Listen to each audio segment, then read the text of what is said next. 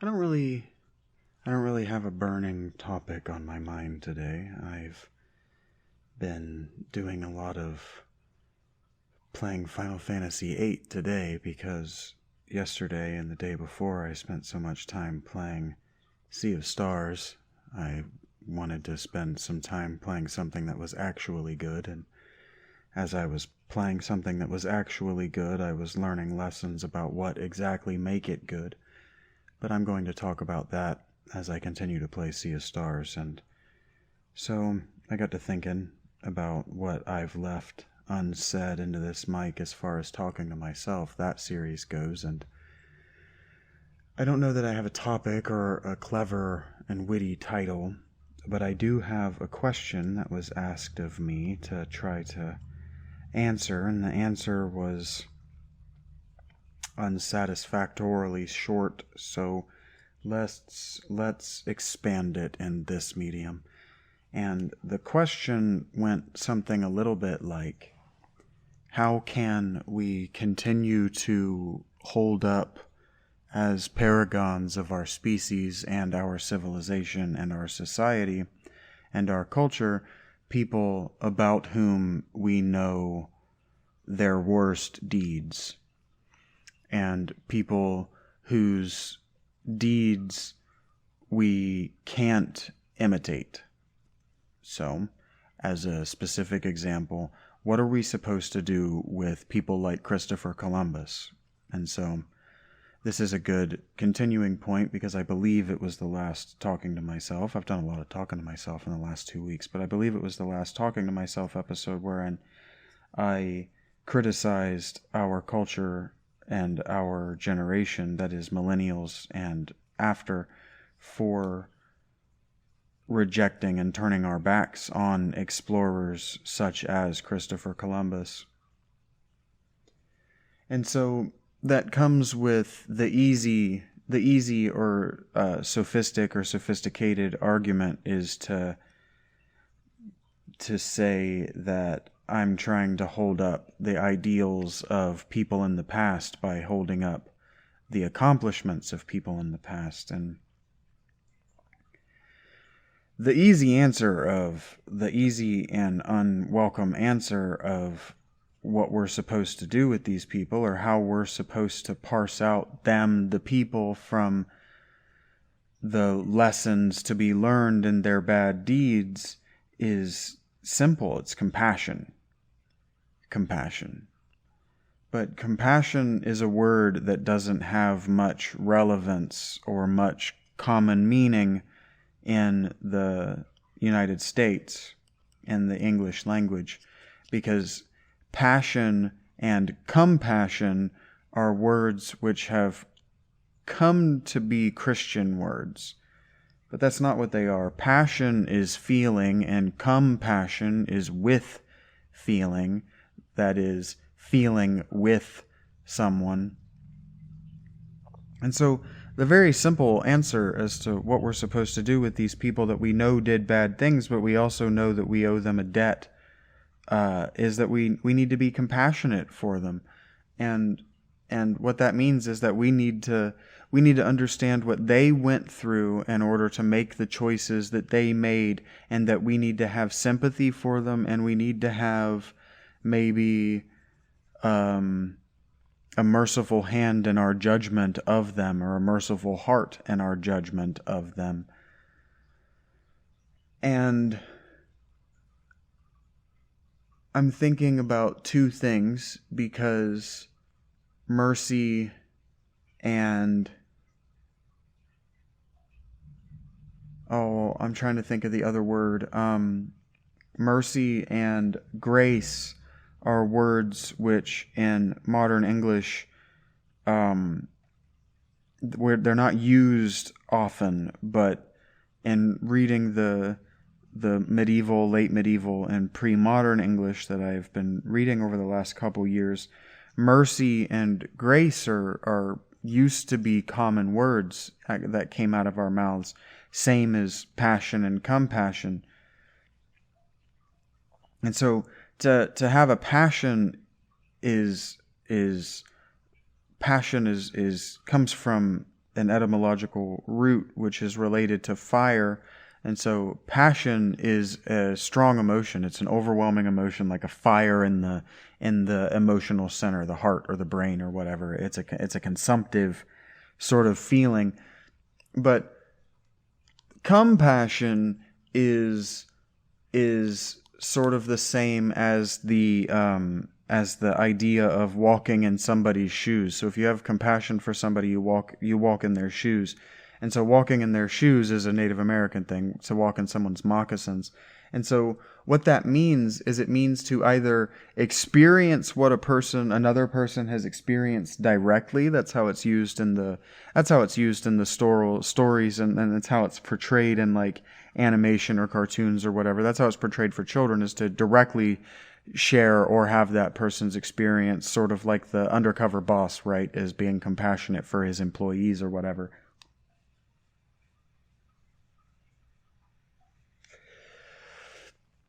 But one can also have the thought experiment. One can imagine what it's like to be someone else, and one can think about it, and one can ponder it, and one can incorporate change into one's life by thinking about it. And that's what's happening when they tell the stories and they show the stories and they use story or they use animation or whatever. That's what they're doing, is they're representing, right? They're representing to you a thought experiment that they've already had, for you then to have the thought experiment on your own play out in front of you, so you can kind of see it, rather than having to navigate the different avenues of choice that could be made by the different characters and the different people around you. Because as a young person, as a child, and as an inexperienced human being, you don't always accurately represent people who aren't yourself, even within your own mind. And so that's where the trap of practicing conversation with yourself and having conversations with yourself in practice or in lieu of having them with other people can come into this conversation, as far as imagining someone's passion. Is you can also be wrong in the imaginary sense of walking in their shoes, or trying to share their passion, or trying to be compassionate with them. And so what I'm saying is, imagining yourself as Christopher Columbus, just sitting here at where I'm recording, or just sitting, or just occupying the space in which you're occupying as you're listening to me speak and watching me play.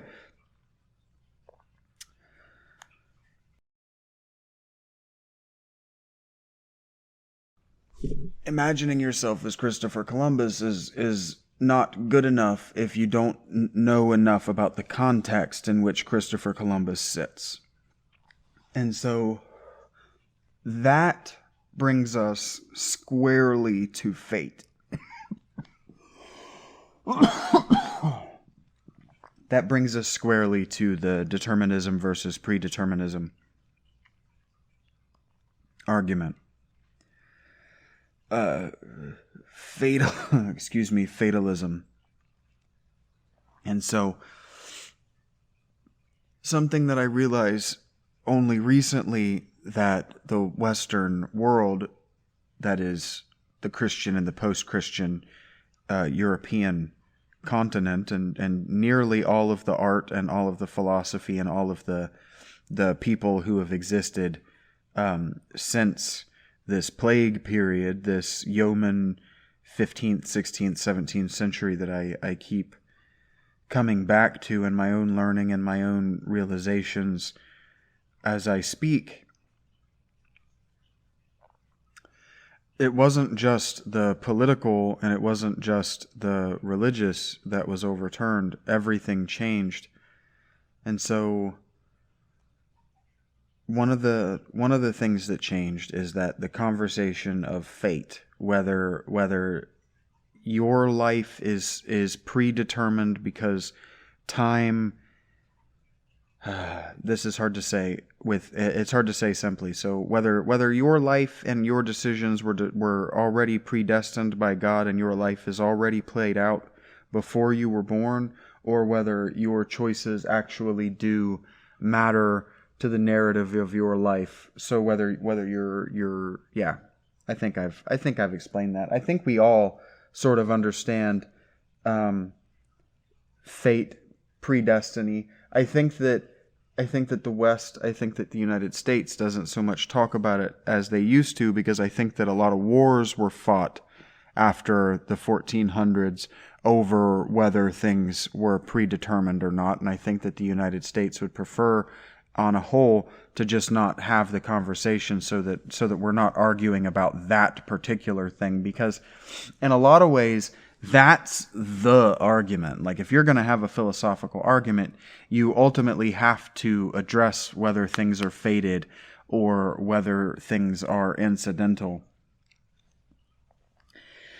And that is when I start to think about the para, super, and ultra normal. Because for about 5 years of my life, I dove really hard into those topics, trying to understand ghosts and monsters, aliens, UFOs, these things, Bigfoot, cryptids of other natures, things that they're called Fortean. Now it's popular to call these things Fortean. The unexplained, and I read a lot of John Keel. And I've listened to a lot of people who knew John Keel and a lot of other people who have read John Keel. And I don't really know if compassion. Yeah, compassion does touch on and does have to do with this conversation, because the skeptic perspective is to say that the experiencer didn't experience anything in actuality, that the experiencer, for their own reasons, or their own, reasons is the correct word, through whatever mechanism and for whatever reasons, are either inventing or misunderstanding the experience that they did or did not have.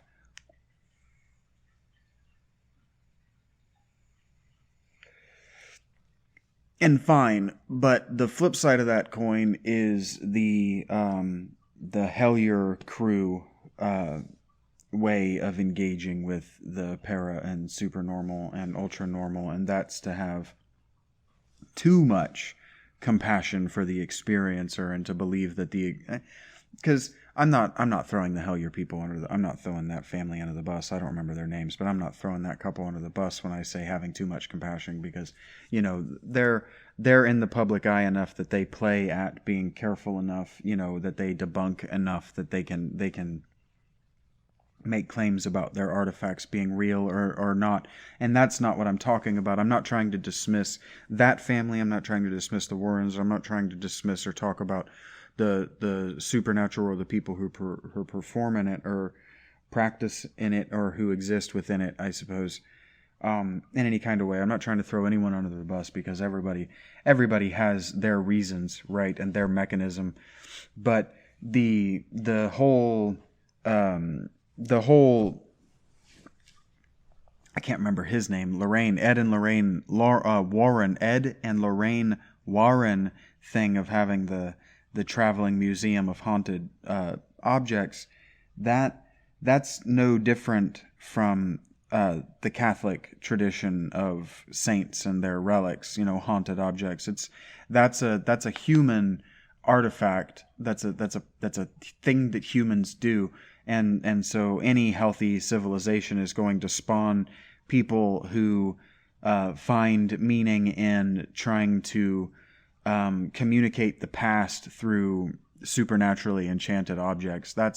There's nothing unusual about that, and I don't want to throw it under the bus as anything other than what it is. Now, if you wanted to talk about Hellier, the actual documentary that is Hellier, and you want to talk about how there may be, whether they're doing it on purpose or not, whether they're piggybacking on an existing folklore in that area and trying to give it to a national audience because they have a national audience and the people that know about it in the area don't.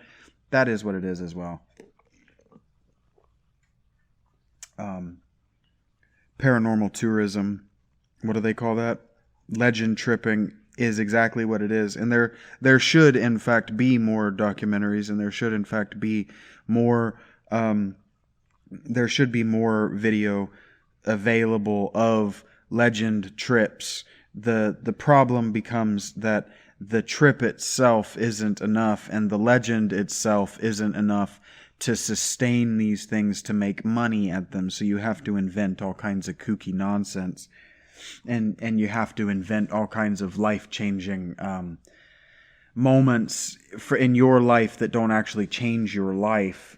So in a sense, you exist at that point within a serial comic book or a serial television, your own self, and your life becomes tedious and uninteresting to you, and it becomes tedious and uninteresting to your audience outside of continuing to fake these huge dramatic moments. And so the creatively honest person won't get themselves into the rut cycle, the rut digging cycle of releasing this kind of material every 6 months or every year or whatever, and that's why you're going to have to wait for Hellier. They're going to continue to tell you that, oh no, that we're continuing to have the experiences and it continues to be life-changing, but we have no interest in releasing this as a serial, but instead as a big thing. And so I have no qualm with them. I have no beef with them. And this is about them only in the sense that I'm trying to demonstrate having compassion for them while also saying things that people with no compassion for them would condemn them for, right? And so now that I've quibbled with myself enough that I feel confident that I can continue to speak about having too much compassion for the experiencer, that you don't think that I'm throwing your particular fandom under the bus, how do I want to continue? Having too much compassion for the experiencer or the believer is how you can think that mediums and psychics who are fraudulent are not fraudulent, is this desire to be compassionate for them, to be polite to them, right? To take, compassion in a lot of ways is to take how someone describes themselves at face value or for granted, right? To just take it for granted that somebody is telling you the truth when they tell you how they feel, right? And then knowing what that feeling that they're talking about is called sympathy, right? Like feeling, and then knowing what it is directly and having felt it yourself is called empathy. And I believe that empathy is within feeling, right? Like inside feeling. So pathos is it's feeling. It's feeling. That's all it is. It's emotional feeling. And so when a writer or when a storyteller is in the stage of developing pathos for the character, like Black Skylands and Sea of Stars so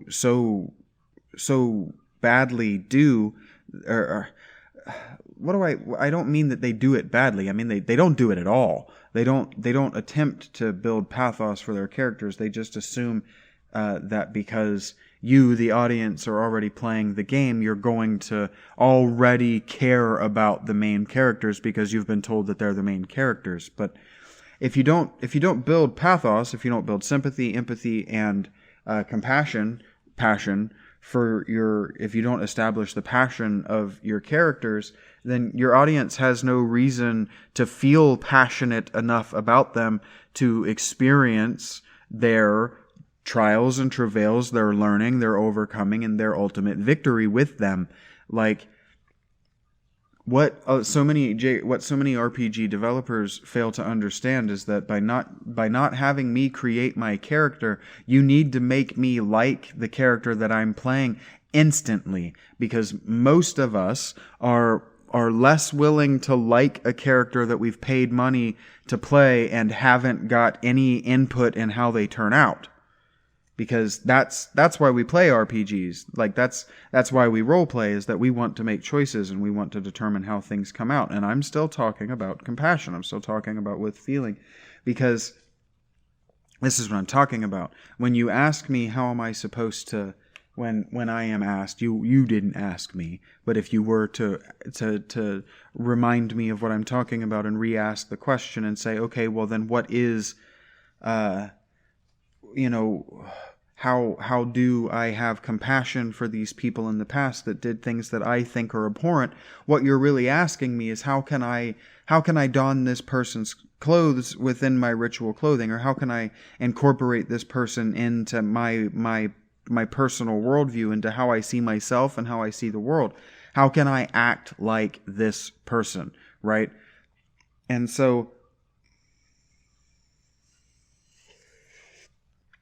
the quick, cheap, easy, dirty answer as far as Christopher Columbus, our immediate example goes, is that you can act like him by being a good citizen and doing what your immediate superior tells you, your employer tells you to do. You can, and this is where we're talking about fate and where we're talking about understanding their context. So if you understand who Christopher Columbus was, you don't start at the expedition to go to the Americas. Like, if you're writing the biography, you begin there because you need a hook and you want to start with the familiar thing to your audience. If you're telling a story about a character that your audience doesn't know, you want to begin with what your audience does know so that your audience doesn't instantly feel stupid. And now I'm saying that, and how many of these have I done? 7? And I was told recently, 7 or 8, I was told recently that only with my most recent one does the person who was listening back to it not feel like they have no idea what I'm talking about, because I start so abstract and so far away from the common knowledge of what we all have. And so that's why in a lot of ways I've stuck to individual topics, because you know the word of the topic, like representation in the mathematics of being. You may not know what I mean when I say the mathematics of being, and that's why it's got almost 400 clicks, but you definitely know what representation is. And so that's why I've tried to do maybe making Vindication, the sweet taste of Vindication, the title was a little bit too clever, because I don't think it's got even 10 clicks yet. But that my click rate doesn't matter. I talk about my click rate to demonstrate that I am, when I say these things, I am taking the lessons to heart, and I am trying to learn even the things that I'm saying. And so, context, right? You don't begin the context with your exploration and your imagination of what you can learn about Christopher Columbus at the, what are they called? The Mayflower and the Santa Maria and is it Santa Ana? And I don't remember what they're called, because the Mayflower wasn't him anyway. And so, I'm not good with names, and I never particularly cared about great people, because I understood, even as a small boy, that obsessing over great people rather than the results, the equals of the events of their choices, or the fallout of their choices, I understood left me in the position that you're now wondering, what you're supposed to do with. I understood that if I didn't understand exactly who these people were in their context, in their world, exactly what their world was like and why they made the choices they did and how they fell out, I couldn't model myself in any meaningful way after them. But I may or may not have already told this story. I did a lot of ritual behavior that my predecessors, or whatever, that the people that you're supposed to want to idolize, and they turned out wrong. So, like, when I was a little boy, I chopped down my granddad's cherry tree and told him about it, and told him I did it because that was what George Washington did. I think I'm going to grow up to be George Washington. And I did lots of things like that, that people had done in the past, thinking that's why they were telling us that they had done them, that we're supposed to recreate these events in our own lives, to become these people. And so I learned by kindergarten, and definitely by first grade, that idolizing great people without understanding their context is a pitfall. It's a trap. And so let's talk a little bit about what I mean about what you have to know about Christopher Columbus's trap, and let's restate what I keep saying as our first rule, because it's instructive to repeat rules as you're learning them and as you're teaching them. It's important to repeat important things. If you're taking notes, this is an important thing to be writing down. You shouldn't be taking notes. I hope you're not. And if you are, let me see them. That'd be cool. You don't start at the expedition to the New World, because in order to understand the expedition to the New World, and in order to start there, in order to get there, you have to understand why his life went there. Now, we don't know we don't know the full reason, because I've read conspiracy theory books that want to claim that his granddad, his father-in-law, or his grandfather-in-law was a high-ranking member of the Knights Templar before they were shut down, who then became a high-ranking member of the Knights Hospitaller, I believe, in Spain, and that he actually had maps of the New World through correspondence with the Vikings who were already there. But that all sounds like bullshit, because what we know and what you can learn about, well, why did he go over there, is that he had an intense desire to trade with India without going around Africa. Because Africa, if you just like drew it on a map, on a game map, like a game board, Africa was just pirates, like trying to sail around Africa. The waters around Africa were just pirates. And so he wanted a way west. He wanted to get to India west.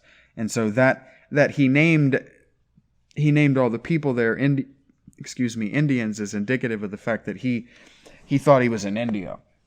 He didn't.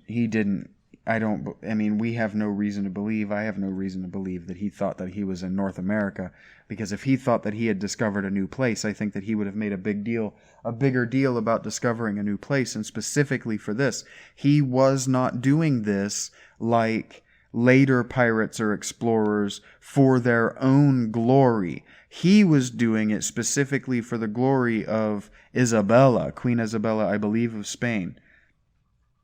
He was specifically exploring under the auspices of Genoa and Spain to make these places great, so that they could get the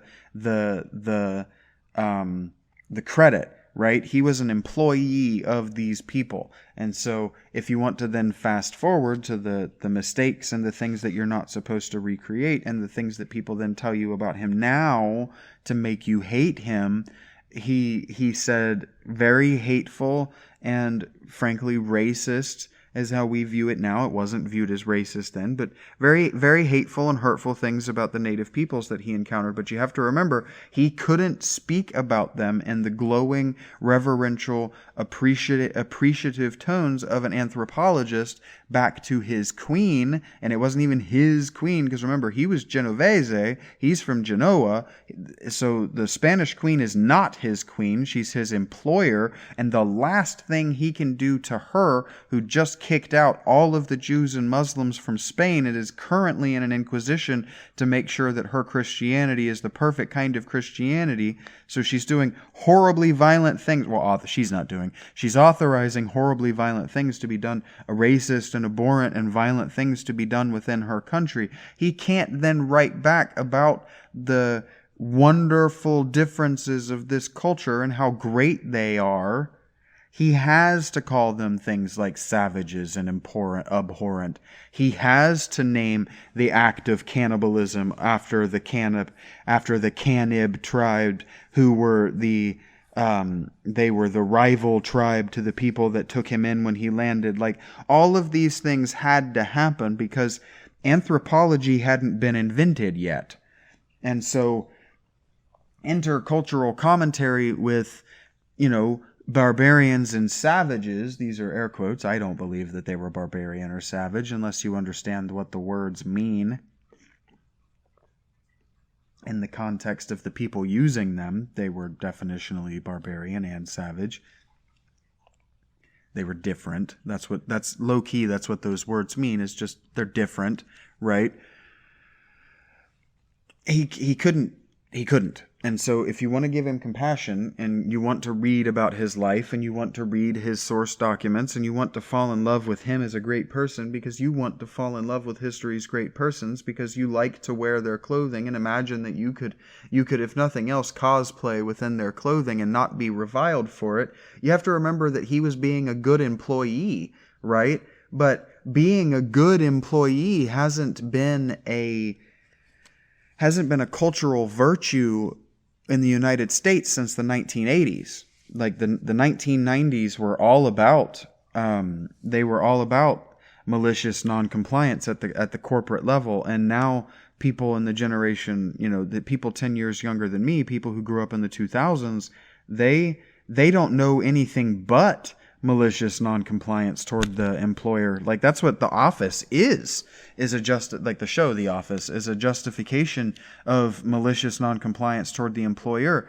And Office Space, which came out before it, was definitely a glorification of malicious noncompliance toward the employer and the benefice of malicious noncompliance toward the employer. And so, the kind of resentment that we have of Walmart at the home level, at the level of the home, because of the parents and grandparents who watched small businesses die, because small specialized businesses die because of the big box chains in the 80s and 90s and early aughts.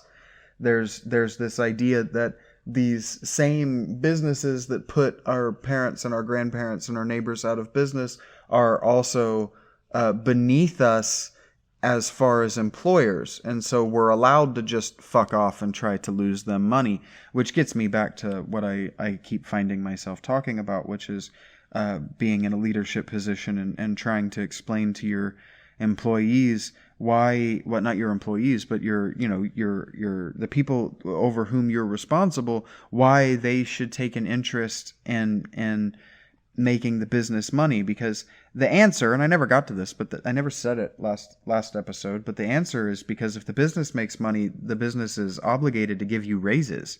Like, the business, we don't understand this at the employee level, but if your business as a general manager or a CEO, really, but if your business is making money and it's making really good money for your shareholders, there's an amount of money that you're required to spend. Like, you don't want to maintain making too much money, because if you maintain making too much money, the shareholders are going to expect you to continue making money at that rate in perpetuum, I believe is the Latin, perpetually, forever. So, the idea is that you make as much money as you can, and then before you have to report the profits, you spend it as much as you can on bonuses and on equipment in the business and on raises for the people who are making you money. This is why they keep shift reports of what the money looks like on the shift. And this is why good managers and good district managers and good CEOs are paying attention to who's actually making the business's money, because these are the people that you want to reward when the business can give out rewards. The problem is when 7 out of 10 of your employees are actively resistant to change and maliciously non-compliant, and in general, you're not going to make money, because all that they see is their paycheck staying the same every week. They don't understand that there are a lot of different reasons that the business makes, or rather the business loses money. It's like even the sauce cups and ketchups at McDonald's. Like, I shouldn't have been a front of house manager. I should have never been at the point. I am the kind of person who has a temperament who should not be at point of sale. I should not be dealing directly, and definitely not initially, with customers. Because when something goes wrong for a customer, I'm the kind of person who's able to identify the problem before they are, and I'm also the kind of person who's able to tell them that they are the problem, and that's not what customers want to hear, because the customer wants always to be right. When in fact that 9 times out of 10 the customer is the source of the problem. Like, user error is very much why things are going wrong in your life, for 7 out of 10 people.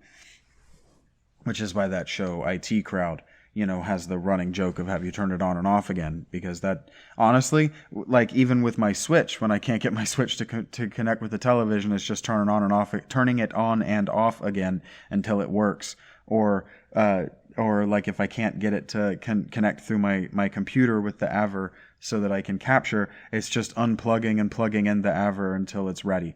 It's really funny, but it's the things that are like, problems are usually that simple. And so why was I talking about me being at the point of sale with customers? Oh, making money.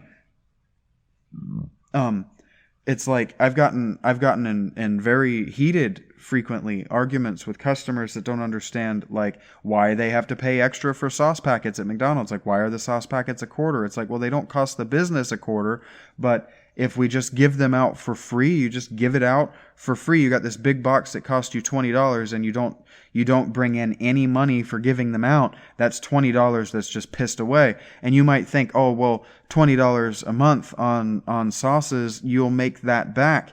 Well, the way that you make that back is by raising the price of all of your sandwiches by 50 cents, which is why that happens every other quarter, that the prices go up. And the way that your business is able to keep your prices down every other quarter so that you can remain price competitive with your the people around you is by running a more efficient business. Because what people don't understand is like restaurants, for instance. Restaurants are responsible and have made it their responsibility, but restaurants are responsible for employing and providing a living wage for the skill-less, that is, people with no life skills and no employable skills, no job skills, and the too stupid to acquire job and life skills. So restaurants have made themselves responsible for the bottom rungs of society, for giving these people a living wage. And nobody wants to admit that they don't have job or life skills. So working at McDonald's, this is why we have this malicious noncompliance, is because in the last 50 years, Americans have gone from identifying as poor or rich to not poor but rich, but also not rich yet. We've gone from identifying as either rich or not rich yet, and that's a problem.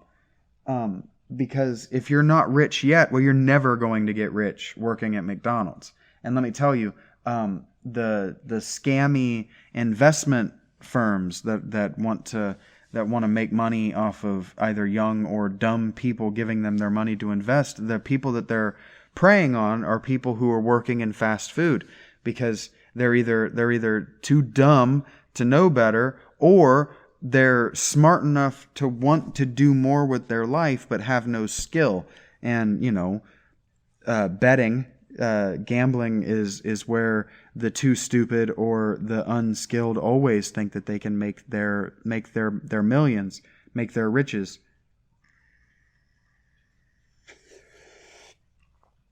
And so, restaurants have made themselves responsible for keeping people out of crime, but then these same people that would be doing crime and would be getting themselves killed on the streets or getting themselves killed as soldiers or dying in prisons are working in restaurants, and they have no inherent understanding that every single thing that the business buys costs money. And here I'm getting to my point. I'm wrapping up, sort of.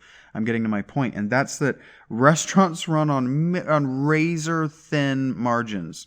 Usually, like what people who think, oh, I want to make a restaurant, what they don't understand is you siphon. What's the word? Not siphon. You bleed is not the word I want, but you bleed cash for the first 2 years. You do nothing but lose money for the first 2 years. You might come out even by year 5, and you don't usually turn your first profit until year 10. Now, I might have that timeline wrong, but that's pretty standard. It might be 5 years for your first profit, like you actually make $1 at the end of the year. But until you're making money off your business is between 5 and 10 years in the restaurant industry. That's most businesses.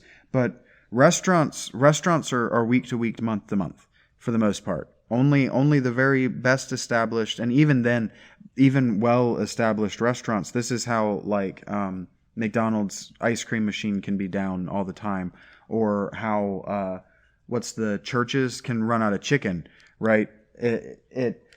You want to sell every single thing that you buy. You want no waste. And so I worked at Raising Cane's for a while. That's a chicken place. And the idea is to have the chicken hot, fresh, and ready. And so the idea is to have a little bit more chicken than what you want made and going out the door, but so that you're not making 2 orders, so that you're not waiting on chicken to be cooked. But also, you don't want so much chicken sitting out that you're giving people, you're giving people gross old chicken, and so it's a delicate act. It's a delicate game that's being played in restaurants, and you really don't want people with no job skills and no ability to acquire them in these jobs. But these jobs have made themselves responsible for these people, and as our United States becomes more anti-intellectual and more not rich yet, this is why these employers, like the food industry, the hospitality industry, and the service and retail industries in general, this is why they say that nobody wants to work. It's like, well, Walmart can't hire enough people to give the service that their customers demand, and so they are losing money, so they can't pay the wages to the people that are already working there, and they can't promise higher wages to the people that they want to attract.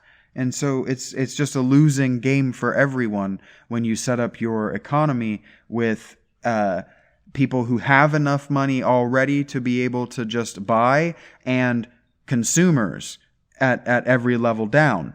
So because we've abandoned the idea of an American working class, because we've abandoned this idea of being poor and working and having to earn and maybe not ever being able to retire, right? Not everyone gets to retire. Like that's a myth. And so my generation wants to stew in their resentment and live out this malicious, non-compliant fantasy, like if they hop from employer to employer and they hurt the bottom line of every employer they go to, somebody eventually is going to just give them a gold watch for having lived to be 60 years old. And it's like, no. The reason at the end it was a gold watch and a pat on the back and that's it is because that they didn't even owe you that. They paid you. They paid you the whole time. They were paying you the whole time. So your home, everything that went to make you happy, every ounce of food that went in your mouth, everything that you bought with the money that you got for your labor from that employer, you owe to that employer is thanks. You owe thanks to that employer. And this is why the woke worldview, and this is why the corporatocratic worldview thinks that they're gods, is because you owe them thanks for your daily bread in exactly the same way that ancient and pre-modern people owed thanks to God for their daily bread. Because, that the ground yielded enough wheat, or that the earth yielded enough meat for you and your family to eat was truly a miracle, especially to eat consistently. And so when you would go to the temple or the holy place or the church or the whatever and give thanks by giving some of what was keeping you alive, that's an important and ancient human idea. And so this resentment that we have of our paychecks, this absolute lack of gratitude, the resentment of the taxes that are taken out of it, the absolute lack of gratitude for the refund even being available, the entitlement to any kind of government welfare program, and the entitlement to your income tax refund, like these are abhorrent decadence to me. They're absolutely lacking in compassion for the people who had to make the decisions about what to do with the money, and they're absolutely lacking in compassion for the people. They're just lacking in compassion for the people that need your tax money. This idea that individuals shouldn't have to pay taxes and that corporations should have to pay all the tax in the world and pay for everything is insane. It's like the church became a problem when the church was responsible for paying for everything. So, like, if you want to look back on the past and you want to damn the past and you want to say, like, a lot of the things that people who are becoming educated on the past notice is that in the European tradition, they stopped bathing and they stopped changing their clothing. And the reason they did that was, A, the manufacturing ability to make clothing was so limited that you didn't get changes of clothing, even among rich people. But the other reason is because we've already discussed this, they had made the church responsible for doling out the clothing. So I think you got two, maybe. If you got two, you got them on May Day and Halloween, basically. May Day and Christmas. And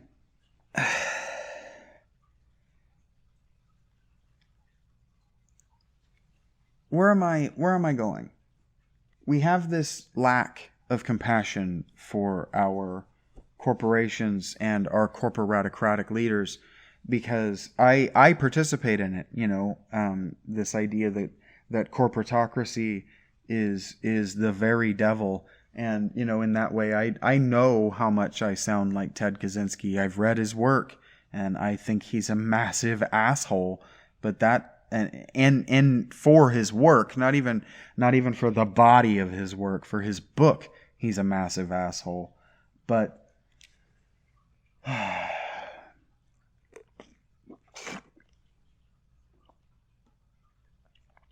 because we have these corporations, and because we've decided that individual corporations are also individual people, we have to have compassion for these corporations, and we have to understand, Gillette is just doing their best. They just want to sell razors, right? With that stupid man commercial. It's like they just want to sell razors. And advertising, because for whatever reason this modern era demands accurate representation at all levels of abstraction, and I don't really understand why. I might. This isn't the time to revisit representation and the abstractions of representation, but I know that I didn't do the best job on that pod. That's why the 400 and whatever clicks on it are not repeat visitors, because I said I wasn't going to do a good job. I knew I wasn't going to do a good job. But I think that the reason that we demand accurate representation at every level of abstraction is exactly what I'm talking about. This lack of compassion is from a lack of discrimination, and lack of discrimination is because when you can't discriminate, it's because you prejudice. And so we spent the 90s screaming about discrimination, and now we can't do it. And I believe that I've already had this talk about what discrimination is literally the effort to not make something criminal against you. And so what we've said is you can't discriminate against me. And it's like, well, what if I'm discriminating against you? I'm trying to find the ways that you aren't a criminal against me. So if you're crying discrimination, it's because I've decided that you're a criminal against me, right? And so what we should have been crying about was prejudice.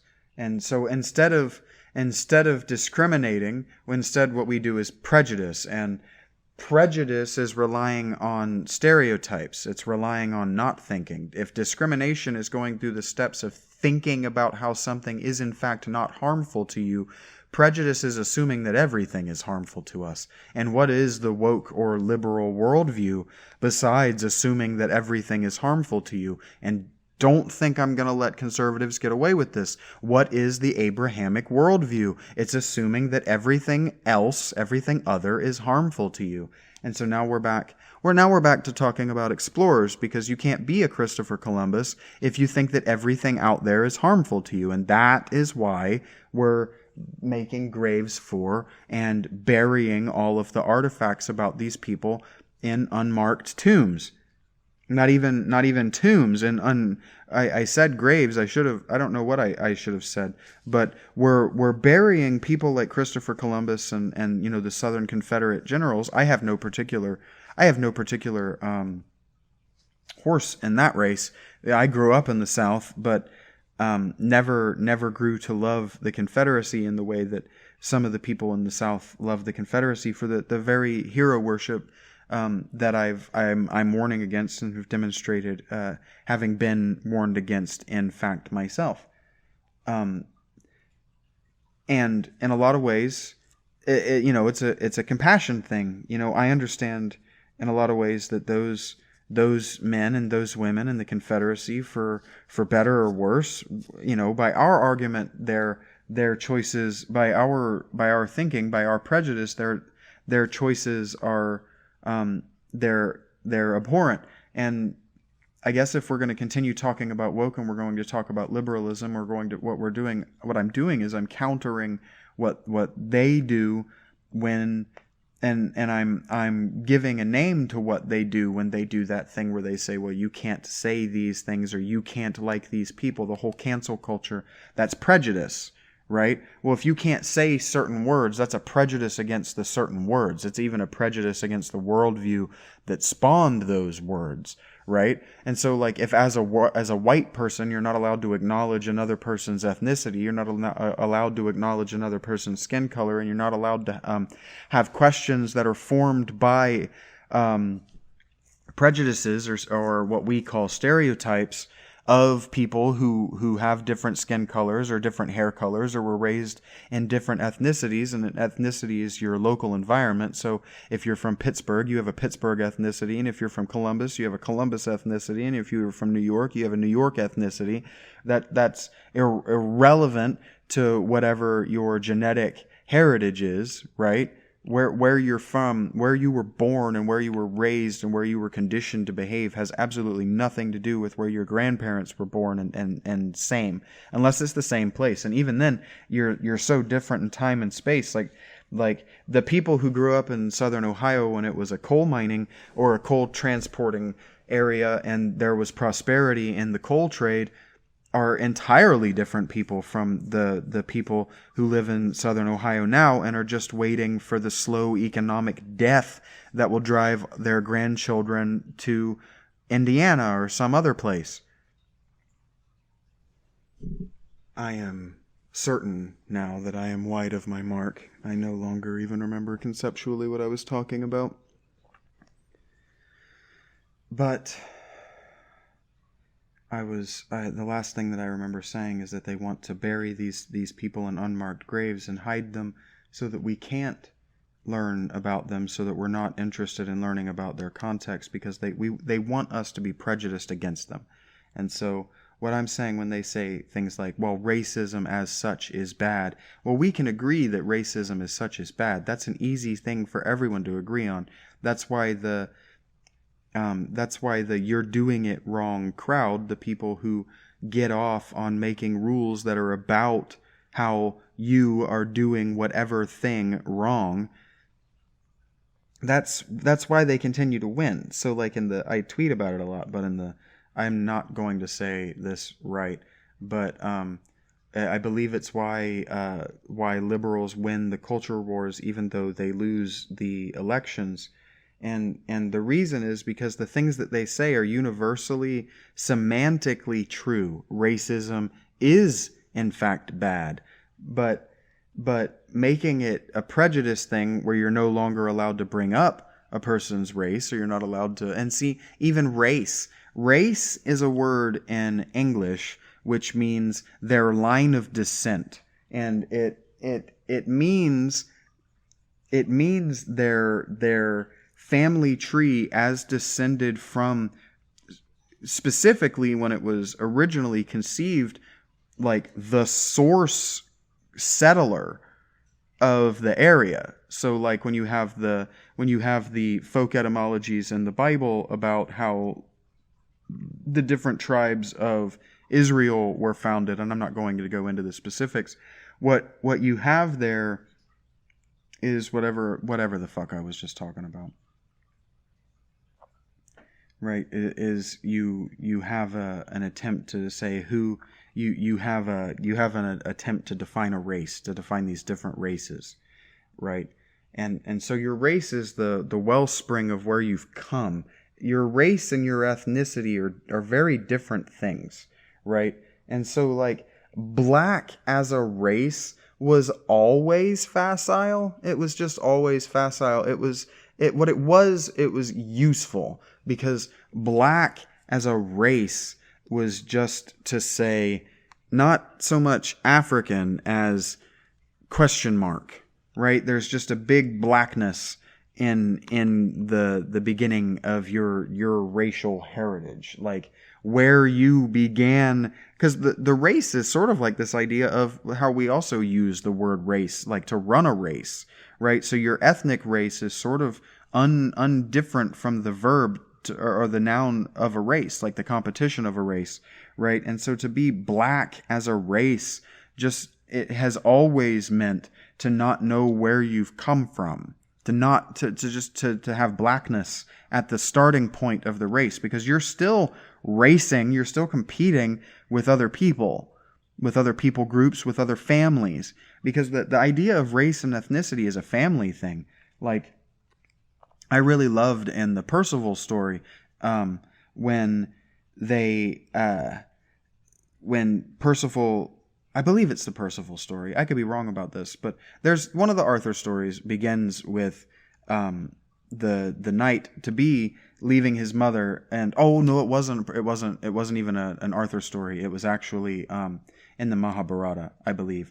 But a male character has a mother who doesn't know who the husband of the boy child is, because she was at the time, she was at the point in her life where she was a slave to a household, and she, as a slave, was an employee of all the men there, and they were allowed to use her body as they liked according to the rules. And so again, that's abhorrent to us, but she was a good employee. She was being a good employee. She was following the rules that were laid out and so she has a son by one of them, but she doesn't know which one is the father, and none of them claim her. None of them claim the boy in I guess like any kind of patrilineal way. They don't claim the boy to be their son, and so they don't raise him as their father. And so she raises this boy as a single mother once she gets her freedom. Okay, backstory for why this boy says to her when he's leaving, who is the name of my father? And she says, well, I don't know who the name of your father is, so you don't have a last name. You're not Michael, son of James, right? And instead, you're just Michael. You don't have a last name. And he goes, okay, well, when the bodhisattva or whatever, when the holy person that I'm going to see, because I want to become a holy person myself, asks me who my father is or what my last name is, I'm going to give him your name because you raised me, and I'm going to honor you having raised me by giving him my mother's name. And in fact, I loved how in the story, when he goes to the priest and the priest asks him, he tells him, well, I am embarrassed to say this, it's true, but I don't know who my father is. My name is Michael, son of Mary. And he goes, that was actually the most correct thing that you could do. I haven't taken a student because they all want to give me a father's name, and I want, somebody who's shamed or whatever. It was relevant to the moral of that particular moment and that particular story. But I like that story, and so I talked about it a little bit. And I don't know what that has to do with compassion. In a lot of ways, it does have to do with compassion, because it's that makes him an interesting person, right? That he has this thing that makes him different than all the other boys, but not different than all the other boys, because that was the way that world was about 1200 BC. That's the way, and I think that actually the Mahabharata and all that was closer to 700 BC. But the world that spawned the Middle Ages, the world that spawned the classical world, and that spawned the late Roman period, and which spawned the late Middle Ages, that world was a world where people had very strict roles. They knew their role to play, and if there was hierarchical ascension, you knew the rules for hierarchical ascension. And so what we've done is we've hidden the rules. And so what I was talking about how the liberal and the woke thing, they say semantic, they have these semantic arguments that are semantically perfectly true, like racism is bad. Well, racism isn't in fact bad, because racism isn't the negative stereotypes. Racism is understanding a person's background by knowing what they look like, how they dress, and where they've come from. It's a starting place to have dialogue, to enter into dialogue with one another. And so what I think about is I think about my generation, this millennial and post-millennial generation, which is really the first racial or inter-ethnic generation the world has ever seen. And I think that because it takes 30 years to understand your context, it's going to be another 10 or 20 years before millennials truly understand that the media that we grew up watching and listening to, these people telling us that racism is bad and these people educating us on how to live, these were the John Lennon of their time. These were not standard people. These were hippies. These were not your normal people. Your normal person was that guy from that show, Archie Bunker, right? The normal person was anti-ethnic, was a person who was pro cultural homogeny, and they were pro English cultural homogeny. They wanted everyone to behave like descendants of the British, of the English Empire. And so in the 90s and the early aughts, and since then, since Dora the Explorer and these things that were saying, no, Mexicans actually are people. They're not just cartoons, and they're not just funny racial stereotypes. They actually do exist. They're real people, and they have real feelings and real families and real hopes and real dreams. And the things in the 90s, the Captain's Planet and all of these things telling us why racism is bad and how hurtful it is, and that we came to this group conclusion. The people who were teaching us were social outliers. So they were representing to us an idealized world, what the world could look like, not what the world does look like. And so we, my generation and those generations following, we people who were 40 years old and younger, we continue to be surprised that our representative fiction isn't true to reality.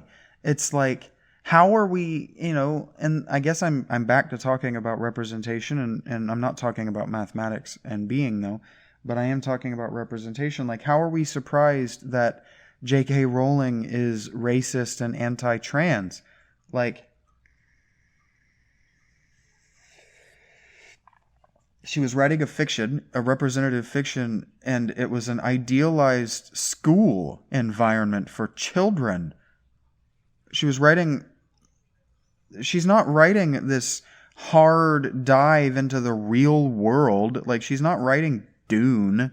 There's no religion in her work. It's all like that. She uses mythological names have no mythological significance.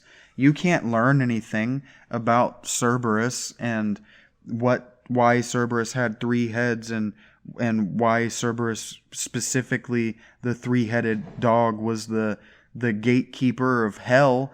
Not even hell, but Hades. Like, you can't learn anything about that from J.K. Rowling. She doesn't use the things true to their myths. The elements of the myths, true to their myths. Like, you can't even recreate ancient religion from Wicca. Like, you can't even recreate ancient paganism from neo-paganism. They're so divorced in time and context and what they want to accomplish that they're not even similar. They're not even close to the same thing.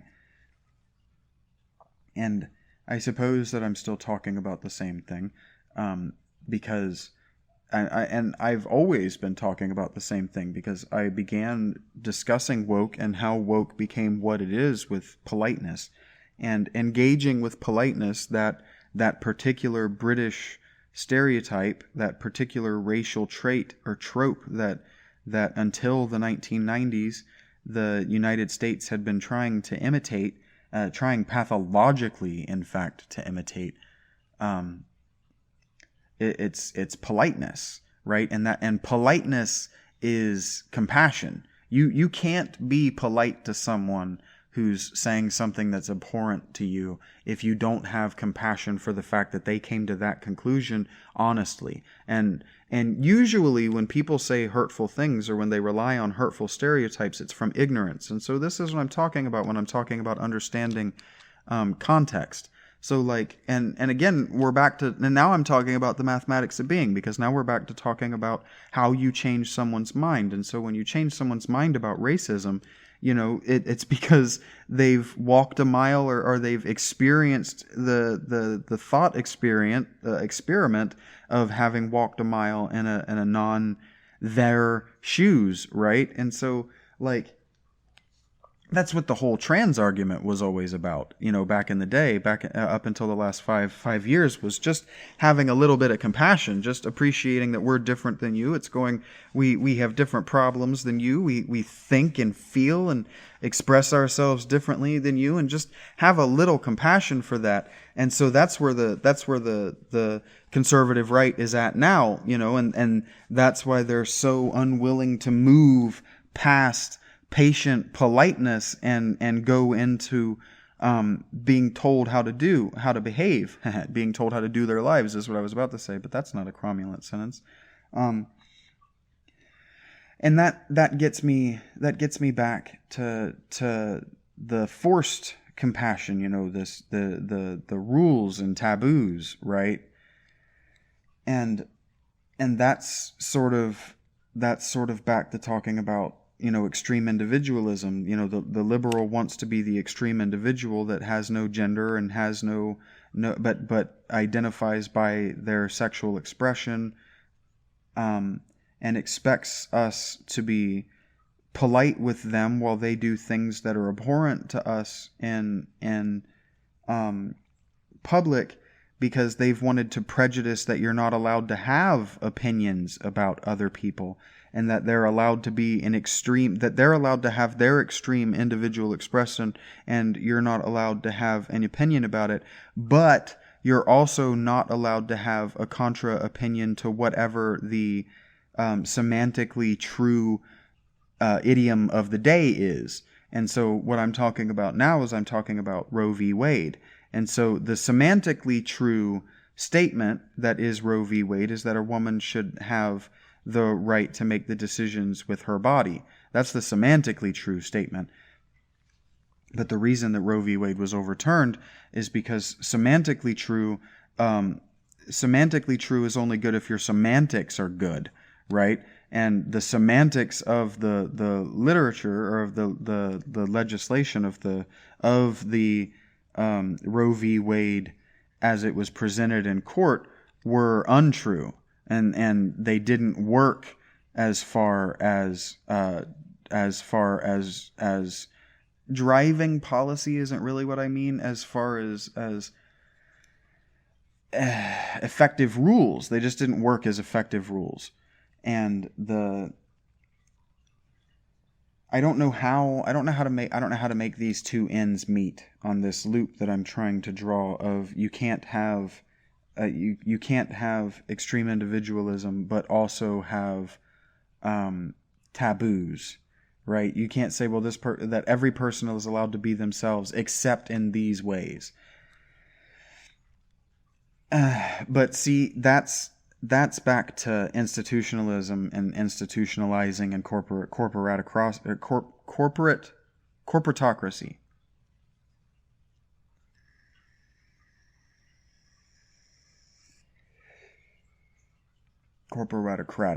Corporatocracy.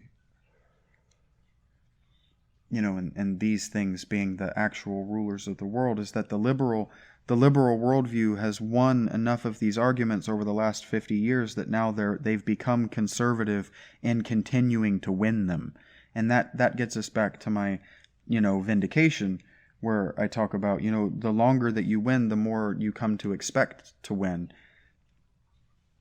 And when you come to expect to win and you find yourself losing, you have to go to extreme measures in order to continue winning, right? Think of all you have to do is think, if you're an NFL fan, or even if you've lived in the United States for the last 30 years, is think about the New England Patriots and Bill Belichick and all the cheating that occurred over the 20-year span of his head coaching with Tom Brady, somebody who was willing to cheat right along with him in order to continue winning, in order to build a legacy.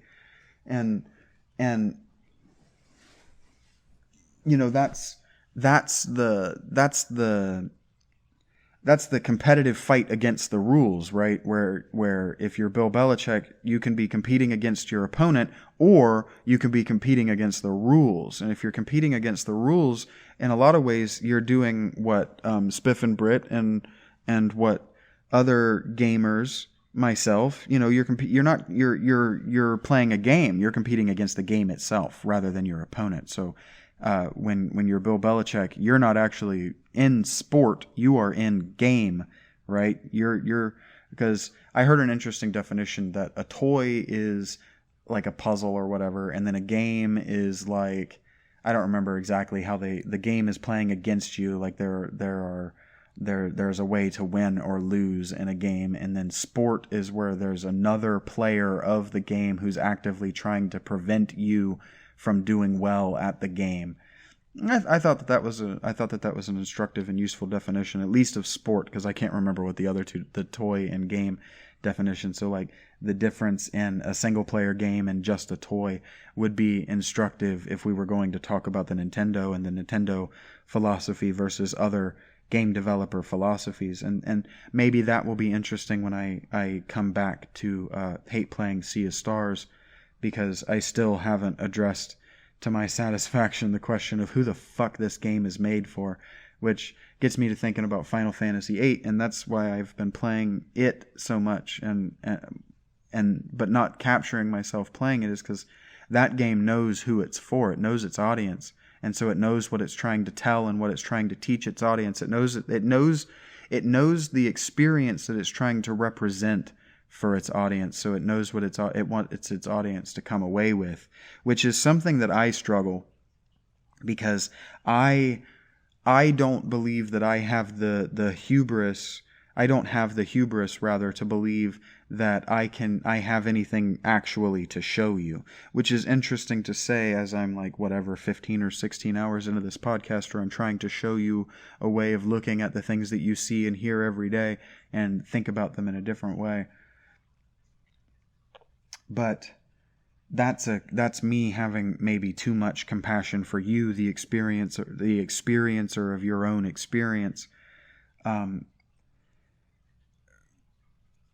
which I don't know how to express it other than I was thinking I've been watching Ahsoka, because Ahsoka is my favorite fictional character. Ahsoka Tano, not Asuka Langley. But I've been watching Ahsoka, the Star Wars show, and I'm not going to spoil it. I'm not going to talk about it. But there's a scene where she's talking with Sabine, and Sabine is saying things that we, the audience, and that Ahsoka know are wrong. And I really enjoyed the experience of seeing adult, wise Ahsoka, because remember, we've only seen her as a young woman and a child. Young, adult, wise Ahsoka be patient and polite with someone who was saying things that were both wrong and abhorrent, to be able to smile and allow them to finish saying what they were saying, even though they know that it's wrong. That,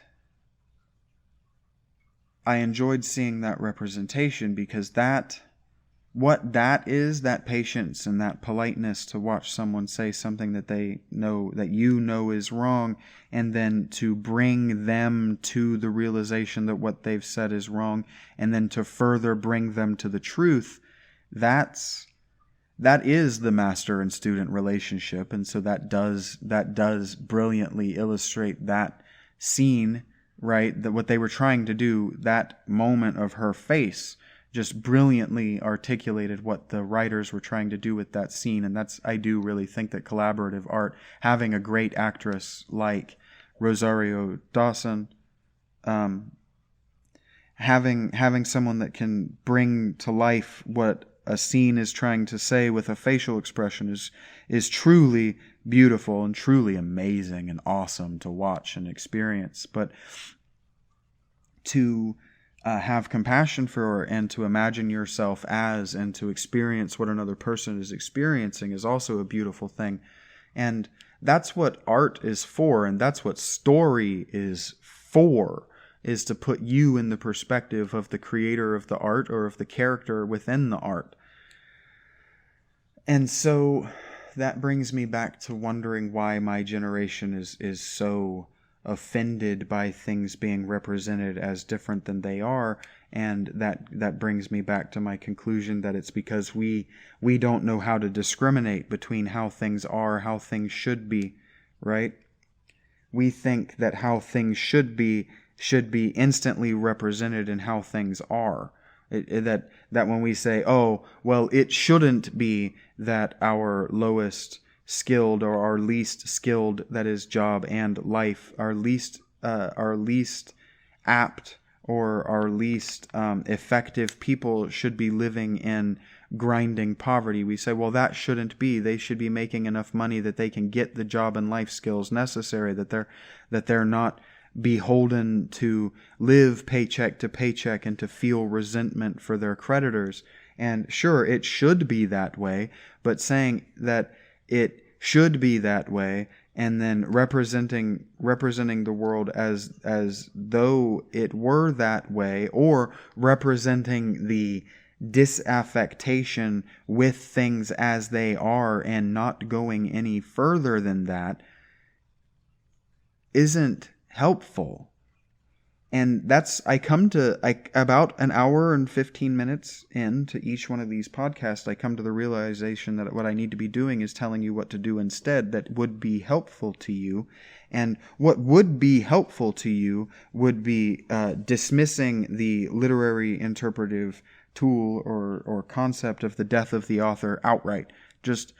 Just throwing it in the trash outright, that as soon as a piece is published and you've consumed it, that your interpretation of it supersedes the interpretation of the author.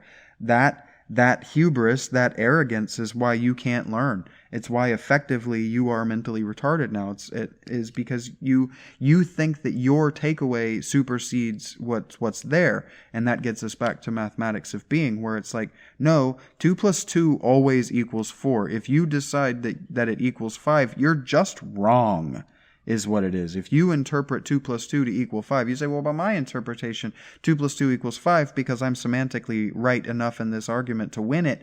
You're just wrong. Semantically right enough to win an argument doesn't make you right. And that's why the early Christians called themselves philaletheia, meaning friends or lovers of truth, rather than philosophers, friends or lovers of Sophia, wisdom.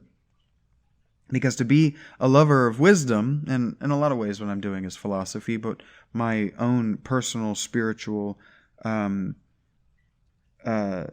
climb, my own mountain is the mountain of truth, and what we're doing here, while philosophy in the broadest strokes is philaletheia, that's just not a verb that we use, but anyway, it's philalethi, or philalethi, I guess is how you would say it in English. It's just really awkward to say in English, but the reason that the early Christians called themselves seekers or friends after truth and seekers is because they were trying to get to the heart of things, the core of things, not the representation of them and not their ideal form, but things as they are, and to get things as they should be to where they are. Does that make sense? Or rather, to get things as they are to where they should be. Understanding that growth, that spiritual quest to perfection that we were talking about, not in fact belonging to women, but that exists within the alchemical and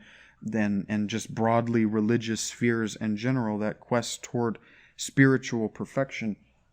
The idea that the quest toward, and the reason that Christianity was a universal religion, and that the call to religion in Christianity isn't just to the tribe of Levi, I think, or the priestly class. It's not just to people that feel the call to the priesthood, but to everyone, is because Christianity, the early Christianity, the idea behind it was that if every single living person understood that the meaning of life is the pursuit of perfection within this life, then life as it should be will come to be as it is in this time. That's what the kingdom is that Jesus is talking about. He's not talking about this heavenly perfection in the ideal realm of Plato, because Jesus was a Jew.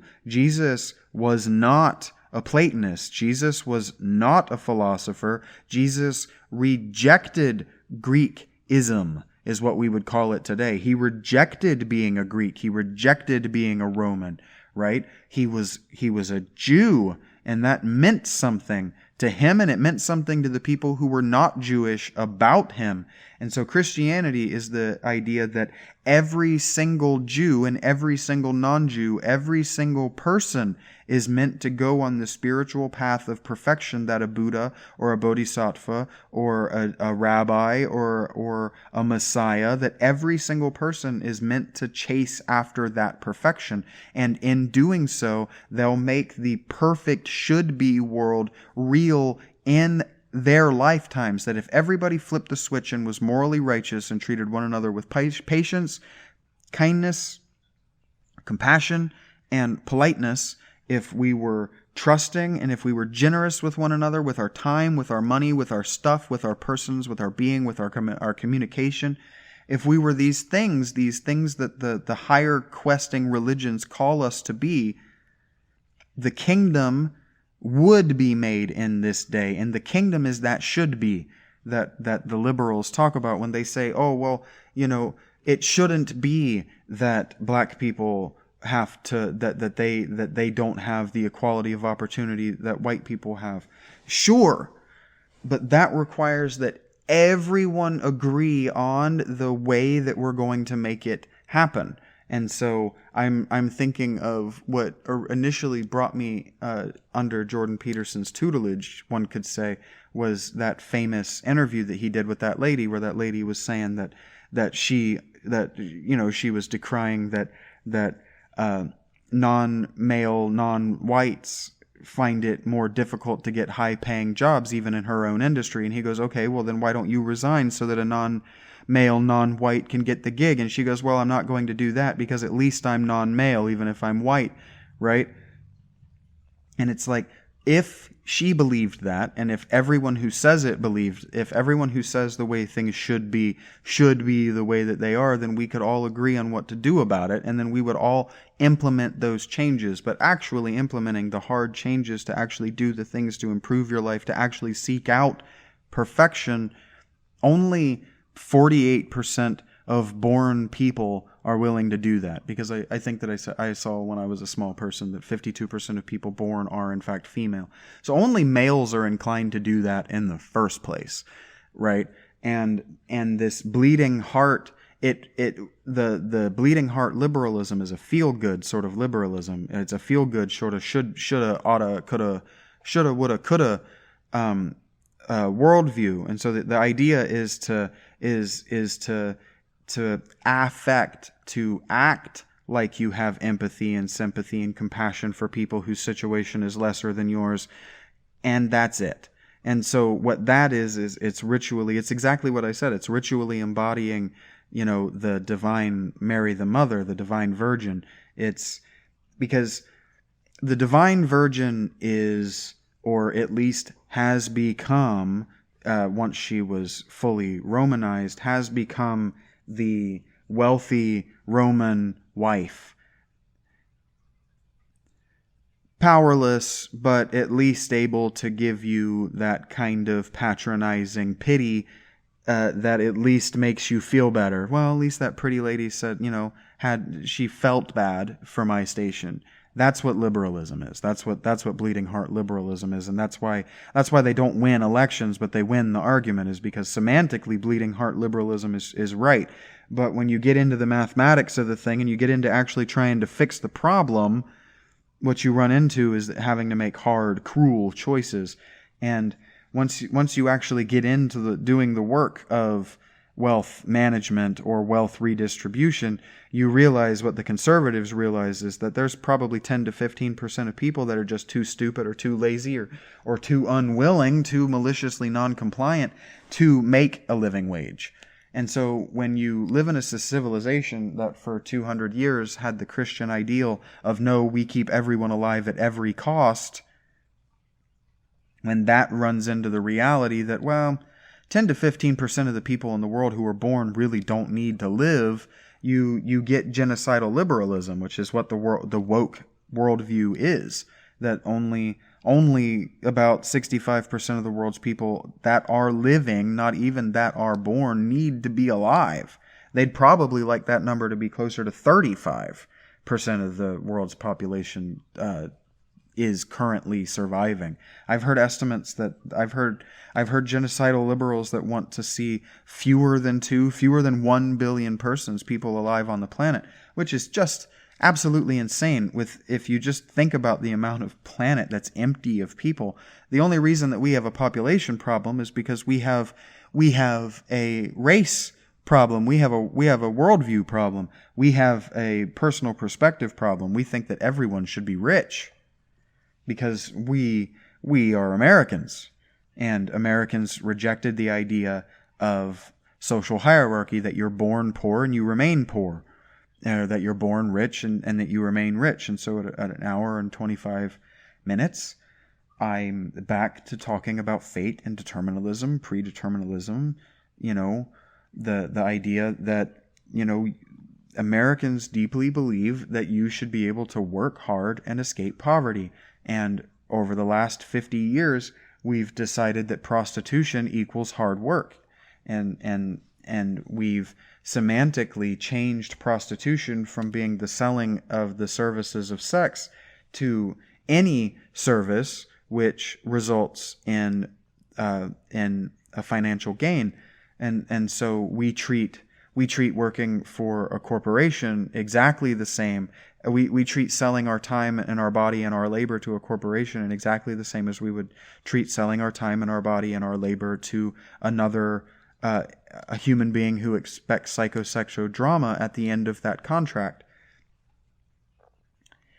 And there's a reason for that. The reason for that is cult prostitution. The introduction in the last 50 years of the idea of cult prostitution into the scholastic and popular worldview, milieu, I should say, discourse. Because before about 50 years ago, cult prostitution, as it was called, first of all, didn't have a name. It didn't have an understanding before the idea of the mystery school was invented about 100 years ago, I think. And so the cult prostitute, it exists in the biblical literature, the phrase, I suppose, but what it is and what it meant, it was always believed to be a myth that there were women who would exchange their bodies for the spiritual act. So you'd make a sacrifice of food or money, and you would be able to entangle yourself with a woman pretending to be the goddess or a man pretending to be the god. And that was always thought to be a myth, but the more that we've learned over the last 50 years, how much of it is a myth and how much of it is real has been under debate. But and I'm gonna do that thing that I do sometimes. I'm gonna tell you something that you won't hear anywhere else. What it actually is Jewish priests talking about prostituting yourself to other gods than the one true God by giving them sacrifices, sacrifices of your labor, your body, or your produce, your money. And so by the idea of cult prostitution, yes, working for anyone other than yourself is to prostitute yourself.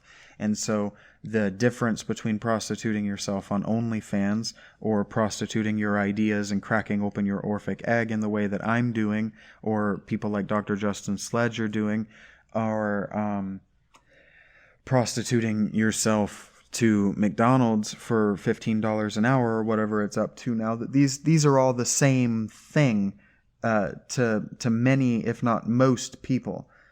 And what separates them is how much education you have, your certification. We still hierarchize based on how much you make. And so if you're one of the top X% earners in your online medium, it's easier to say that it's a job than what I'm doing. It's difficult for me to argue that what I'm doing is a job, even though I spend, upward of some days 16 hours a day recording, editing, and preparing these videos when I'm recording, even when I'm recording gameplay. And that now that I'm really trying to ramp up production and get out at least a video a day, more than 2 or 3 videos a week is really what I want. I really wanted to have a video posted today, and I have a couple that are finished. So maybe I'll beat the. Oh wait, no, I did not beat the midnight marker, and that's whatever. It doesn't matter.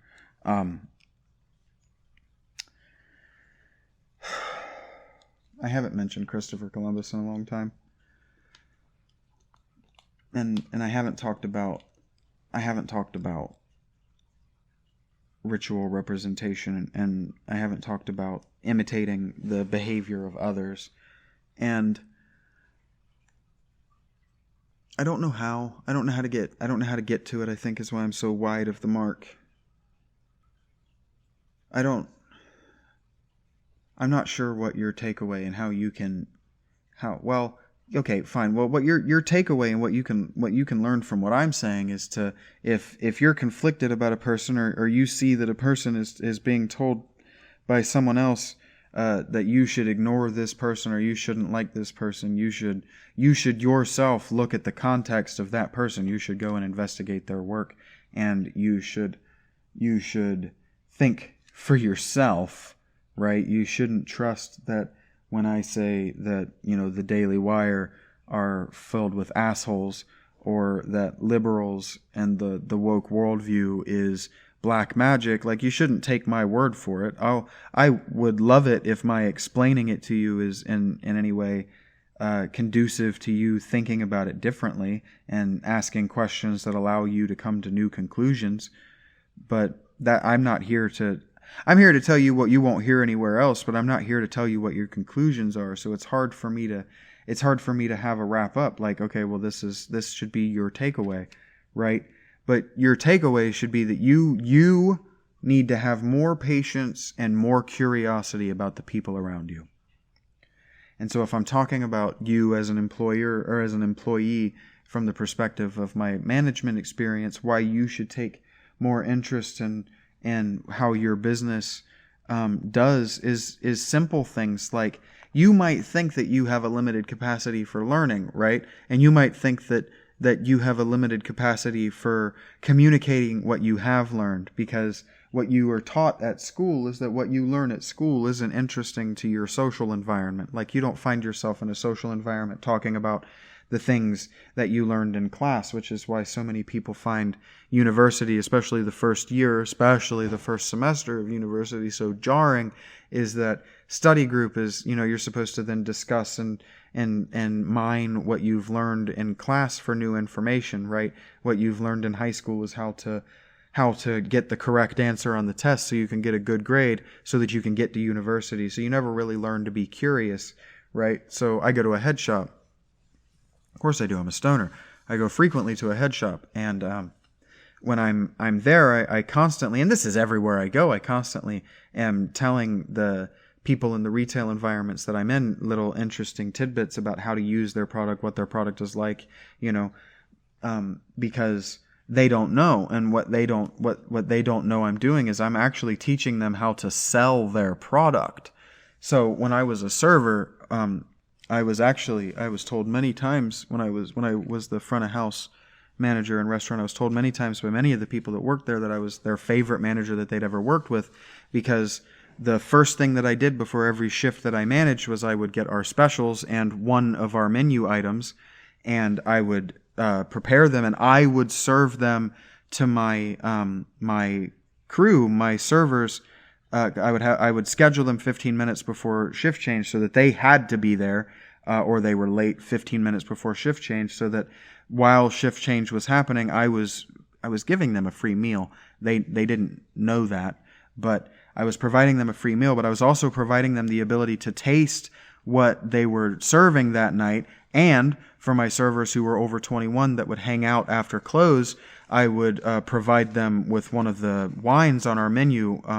I would buy and crack open one of the wines that was not available by the glass, so that they knew what our wine tasted like. And I'll tell you what, while I was in charge, all of them told me that they made more money than they'd ever made because they knew what the food tasted like, and they knew what the expensive wines tasted like. They could then talk about them, and being able to talk about and being able to know your product, just knowing your product, whether you give a fuck or not, sells your product. Like if you want a life skill to be taught to you while you're listening to my product, know your product, or my podcast, know your product. Have a general curiosity about the things that you're selling. Like if you're working in a gas station, well, I worked in the gas station. You don't get tips, you don't get commission, so you think, oh, well, it doesn't matter if I upsell this stuff, and who fucking cares about the upselling, the impulse stuff that you're responsible for upselling? If you know your cigarettes, if you're working in an environment that sells cigarettes, you can have conversations with people who will buy 2 packs of cigarettes when they would normally only buy 1, because you're like, oh, have you tried this? It tastes just like the cigarette you do, but it's a little bit this and this and this, and you can get people to impulse buy things just to try them because you know the product well enough. If you know your beers, if you know your wine, if you know your liquors, if you're in that kind of environment, knowing your product, right? So a lot of, and this is why people come to a place, a retail establishment, and they want to buy, but most people don't know what they want to buy. And so my podcast abstractly is that you want to listen to somebody philosophize, or you want to listen to somebody talk to themselves for 2 hours, or you want background music background noise of talking voice. That's what I want. That's what would bring me here, right? And so what I'm able to do is I'm able to provide my curiosity, and I'm able to provide insights that are unique to me into the products that I'm presenting.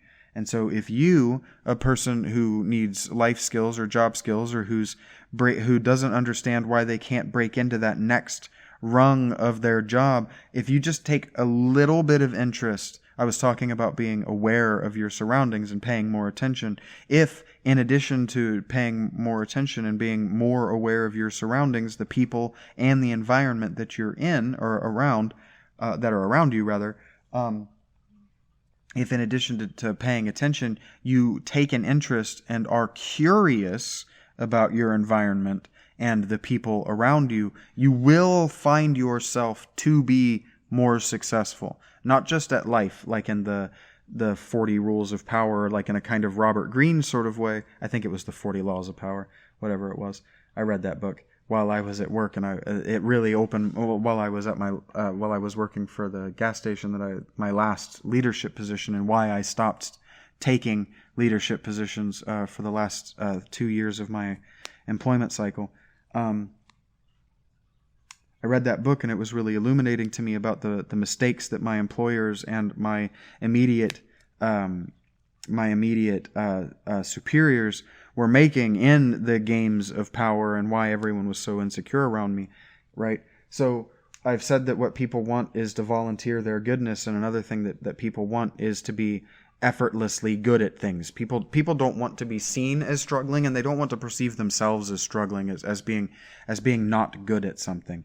And I've put myself into this situation where by not complaining or not letting my struggles or what I find difficult be observed by other people, people think that things are effortless for me, and so they feel jealousy and envy, and they grow to hate me because things are so effortless for me. But that's education, that's context, and that's back to the conversation of fate, because what they think is they feel is fated. They feel like they can't get good at a thing, you maybe think that there's something in your life that you feel like you're not allowed to be good at. Like I thought I wasn't allowed for the longest part of my life to be interested in non-white people and their cultures. I thought that my doing it was somehow a taboo. And the black community will make you feel bad for taking an interest and being curious about them. But that isn't my fault, and it's not your fault. It's a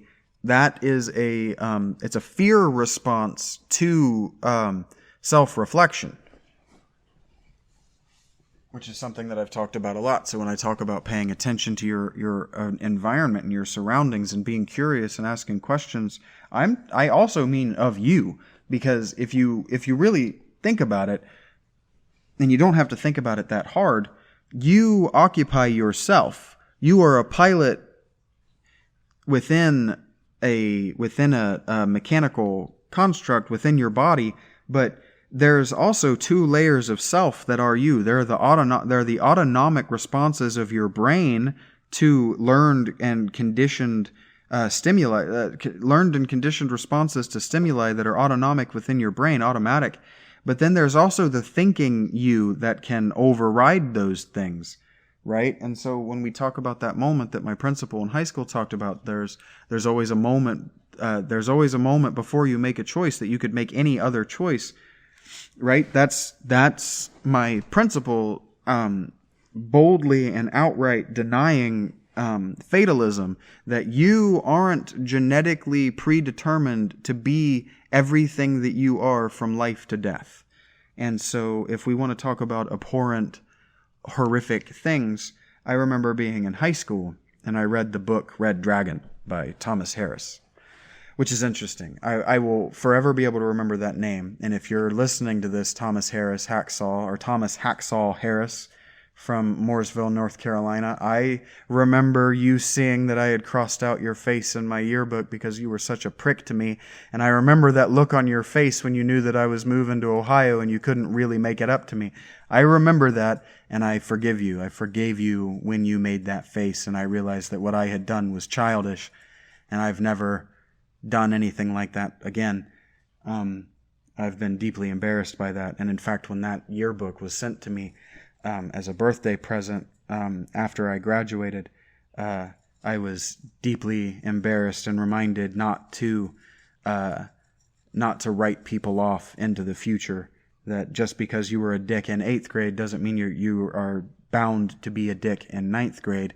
And I learned that the reason you were a dick in 8th grade is because I didn't let you get to know me. And if I had let you be curious in me by exhibiting curiosity in you, I wouldn't have had need to mark your face out in my yearbook. But I didn't understand that. And so what I'm saying is that when I tell you that I've come to the conclusion that you need to be paying attention to your life and the people in it, and you need to have compassion for the people in your life and for yourself in your life, it's because I've lived many decades without that, without it from other people and without it from myself.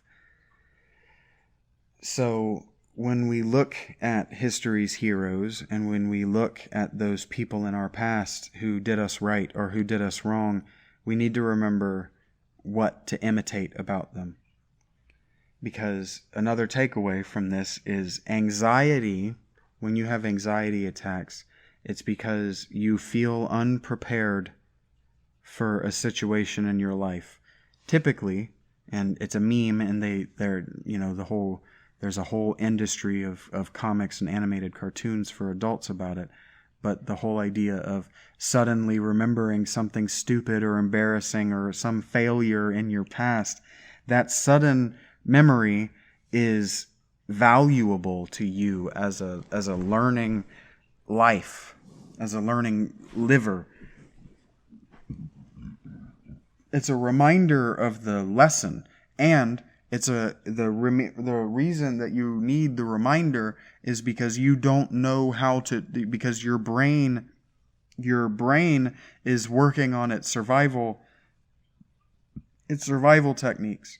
And so if you don't know, if your autonomic systems going on within your mind don't know what answer to take out of a life situation where you were stupid or embarrassed or whatever. If you don't know, okay, well, next time that happens, this is what I'm going to do, and you don't fantasize about correcting the behavior, you're always going to feel too stupid to survive. And anxiety is feeling too stupid to survive, and stupidity is not having the right answer when you should have the right answer. It's feeling stupid is knowing that you have the information and the cognitive faculties necessary to solve a problem and being unable to solve and having momentarily been unable to solve the problem. So like in horror movies, the characters, like the writers, rely on the characters making stupid choices because there would be no movie without stupid choices, because you're not watching the movie to watch them make stupid choices and live vicariously through the villain. And I am going to get back to Red Dragon, because I guess I'm pre-qualifying what I'm going to talk about when I talk about what I was thinking about with Red Dragon. You're not watching the slasher to get off on what the slasher is doing. You're not supposed to put yourself in Jason's shoes, you fucking psychopath. You're supposed to be afraid for the main characters, and you're supposed to understand that their mistakes are what got them dead. And that if you follow those mistakes, you will also get you dead. Like, that's what... And see, Scream trying to be funny about it or trying to be tongue-in-cheek about it has lost the message from the slashers of the 80s, because the filmmakers of slashers from the 80s would tell you that they were actually all those movies had an actually Christian message. But the satanic panic and the conversation around, well, what is Christianity moving forward, and how is Christianity going to deal with the 21st century before it got here and now that it is here? Christianity still hasn't decided how it's going to deal with this century, and it's nearly a quarter over. They'll figure it out by the 50s, when civilization either collapses or we're in a fundamentally new civilization.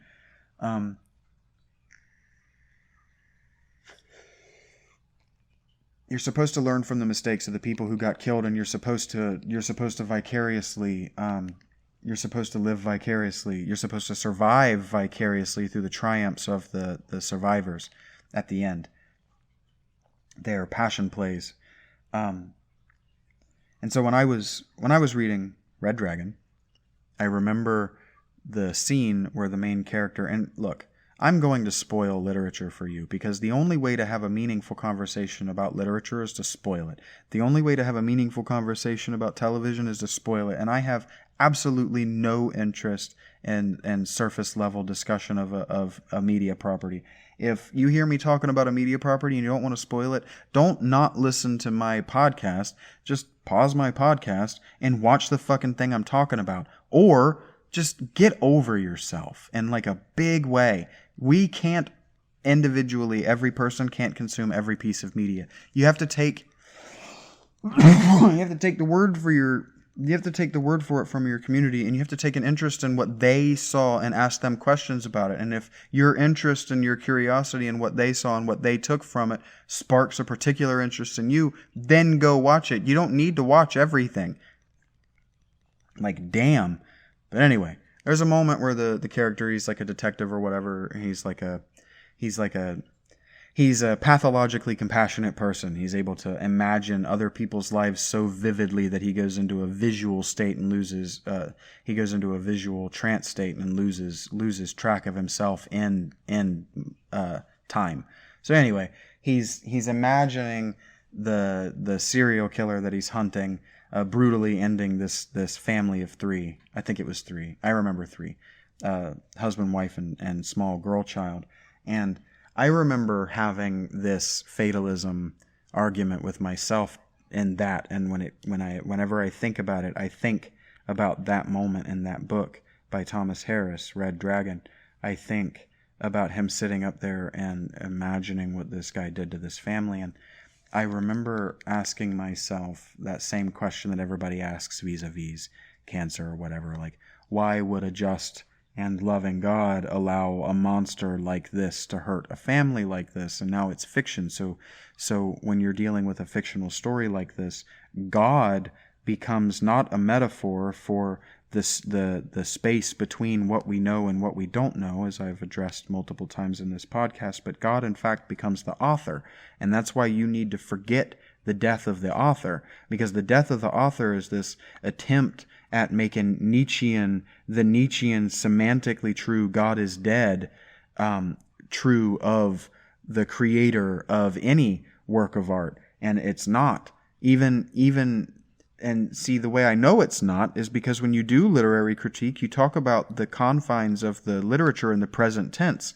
Well, if the confines of the covers of the book happen in present tense, that means that the author is immortalized in present tense. The author is writing and is telling that story forever, so long as it exists. So there is no death of any author. No author ever dies. No creator, no storyteller ever dies until their work is forgotten. And that's exactly what the Egyptians were talking about when they said that no soul ever dies until the last person speaks their name, until their name is completely forgotten. Okay, so this confusion of who and what is God is deliberate. We've already talked about that ad nauseum when it comes to liberals and when it comes to the corporatocratic worldview, right? That who and what God is, it needs to be confused so that you don't know who and what to give thanks to. And also it needs to be confused at the level of the conservative, because if you're giving thanks to Walmart in the same way that you would give thanks to God, there's no reason for a God, because we've lost abstract representation, because we need everything to be represented as it is. So our civilization is in a rapidly accelerating downward spiral over this topic. Over this issue is going to destroy our civilization if we don't immediately start having it in a very frank and meaningful way. And I'm not saying that I'm even doing that. What I'm saying is I'm trying to open the door, because it's important. This is important. The way that we represent things, the shoulda and the coulda and the woulda. My dad used to say shoulda and coulda and woulda never did anything, and that if you want something, he used to say, yeah, well, wish in one hand and shit in the other and see which one fills up faster. Right? Those are cruel, but they're true. And they're not semantically true. Just wanting something doesn't give it to you, doesn't get it to you. You have to put in some amount of effort, you have to put in some amount of work. And work is effort over time, right? And I'm really running out of time. I've got 10 minutes to wrap up and then 15 minutes to say what I forgot to say throughout this thing. And I know that I haven't done a good job of explaining to you why you should be compassionate. And I haven't addressed why God would allow a bad thing like a serial murder to happen to a family. And well, the God in this case is Thomas Harris. And if the God is orchestrating things so that a thing will happen, and these people don't have fate because they're characters in a piece of fiction. My abhorrence was, did this man and this woman, were they born and raised and lived, and did they have all of these experiences and know all of these people, and had they brought all of the joy that they had brought and all the suffering that they had brought to the world just to have this daughter, just so that they could be horribly and brutally murdered? And that was abhorrent to me, the idea that a God could do that. And the conclusion that I came to is that yes, because there's something to be learned there. Because first of all, there's no story, and our detective can't be in the tree recreating the murder in his mind if it didn't happen. So there's no story to be told. So the author, the God Thomas Harris, can't teach you anything about the abhorrence of being born just to die at the hands of a monster. It can't teach you anything about the abhorrence of becoming a monster to yourself and others. And we'll talk about what a monster is in another episode, because I think monstrosity is its own topic, and maybe even makes a better title than any that I've come up with yet. So when people ask the question, what kind of just God would allow cancer, the answer is the kind of just God that wants the world to evolve and continue to learn and to continue to grow. so if the kingdom, if the perfect world of the shoulda and the coulda and the woulda been is today, then there's nothing to learn from today. I fucking hated it so much, but that's what Guardians of the Galaxy was trying to be about with their whole, whatever his name was, right? The high evolutionist, this guy who's trying to perfect evolution and trying to even perfect the tiny little perfect marble that is Earth, right? This idea that you know, that perfection isn't interesting.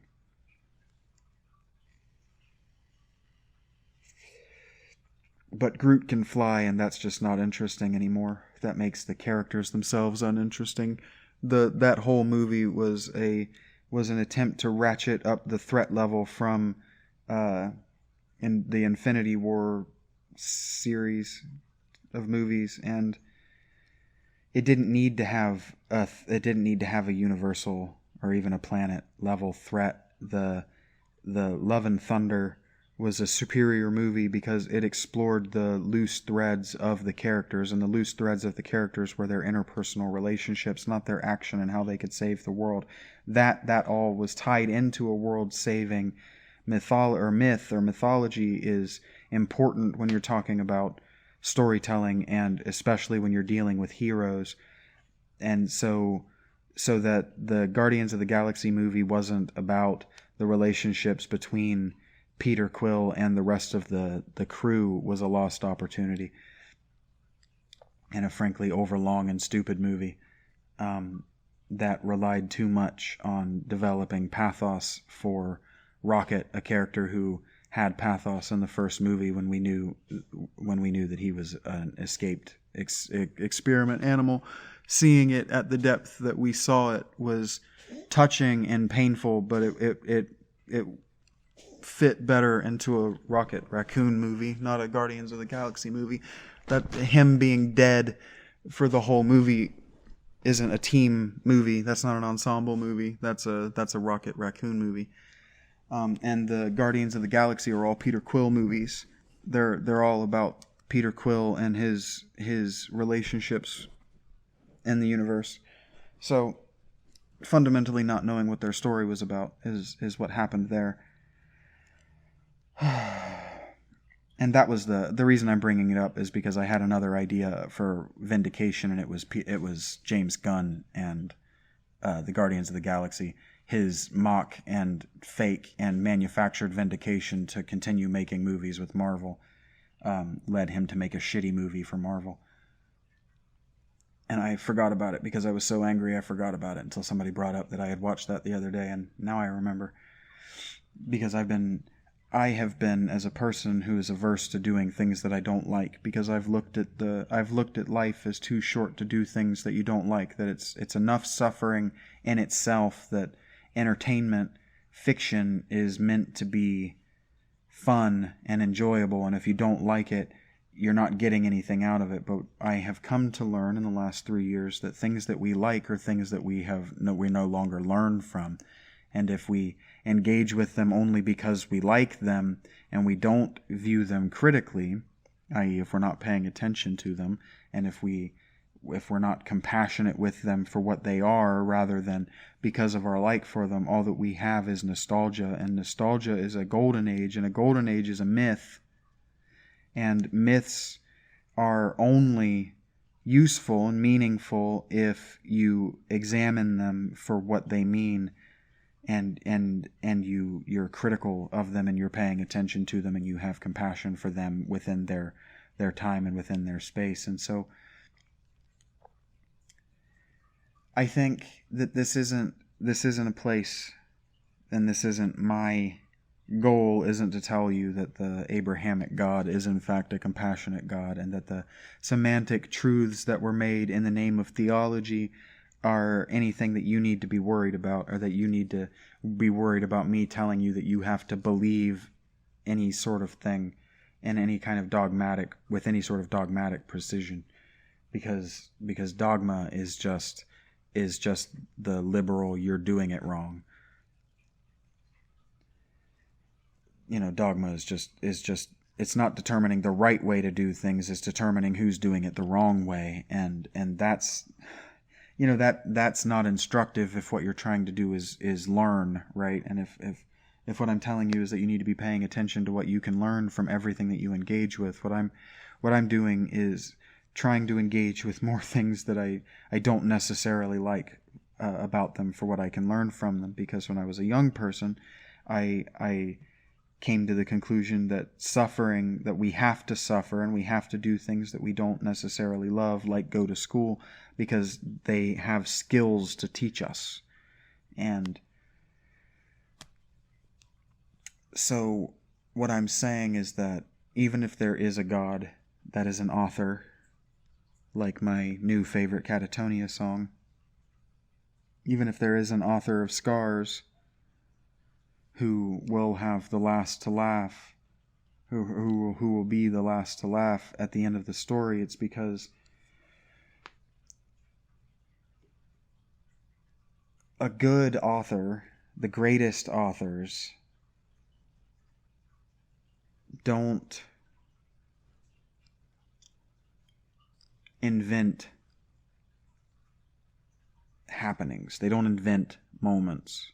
So when you've read a story that is by an expert and by a master, it feels lived because the characters' decisions don't feel arbitrary. They don't feel like they were, like the events of the movie were set up, were orchestrated, and that the characters acted within the story. What I meant to say is the events of the story. The events of the story and the decisions of the characters feel like they're, if we're going to think about threads that are woven into a tapestry, we feel like the tapestry was already being made before the events of the story. And so what we feel like is that the author, the God, isn't pulling on the strings and isn't adding threads to make a more appealing tapestry or for us, or isn't adding colors of paint to the palette which weren't already there, or adding details which don't need to be there in order to prove their mastery of the story, i.e. complexity isn't proof of God, right? So complexity theory doesn't prove God. All it does is prove that God doesn't need to change things. God doesn't need to pull on the threads. But it does sort of say that, people who are victim of serial killers are absolutely necessary to the story, that if the God is trying to tell us a story by our lived experience, they're absolutely necessary. Their deaths are absolutely necessary, and the lives and the creation of these monsters are absolutely necessary, to be learned from, right? We need not to be obsessing over and being fans of and taking a perverse joy in learning about serial killers because it's available to do. We need to be asking ourselves, how are we like these people? What are the mistakes that these people made in their thinking? And how can I avoid those mistakes in my thinking at every level of abstraction? Because it's not the killing people that they made their mistake. The killing people isn't their first mistake. The fantasizing about killing people isn't where they made their first mistakes. They make their first mistakes in reason and in being and in engaging. Their mathematics of being have errors long before they do anything criminal. And that is what we should be paying attention to, right? And so in a lot of ways, if I'm talking about compassion, and then I'm introducing the idea of complexity, and you're asking, well, how can I mimic myself after these people who really lived, when there's also this overwhelming amount of fictional people that I'm being told I need to mimic myself after because those are who my culture is mimicking? What ground am I supposed to occupy? How am I supposed to have compassion for these people? How am I supposed to show an interest in them when there's so many more than I can possibly personally know about. And I say that the answer is to take the fourth path and reserve judgment. And when you hear somebody judging someone harshly and saying that everything that they did is to be rejected, buried, and forever forgotten and ignored, I think that what you should do is ask them why. And then when you find out that they don't know very much, encourage them to go on a journey of exploration of who this person really was.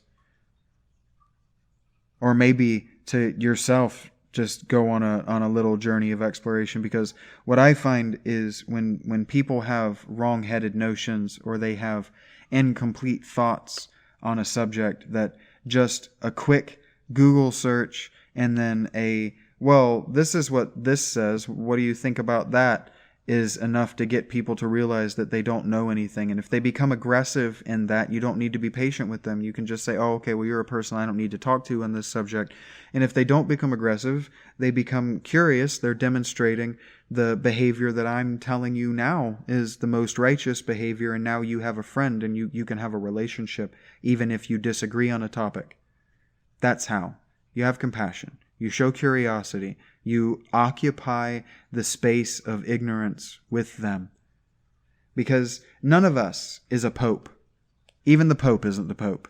Even the damn Dalai Lama is embroiled in a sex scandal. So let's not act like any of us is perfect. Even the people that we ritually put above the possibility of human sin still commit regularly human sins, because, like Jesus told us, we're all sinners forever. And so I'm gonna end on forgiveness, because what a Christian, or what Jesus would tell you, he wouldn't actually tell you because he didn't use this word.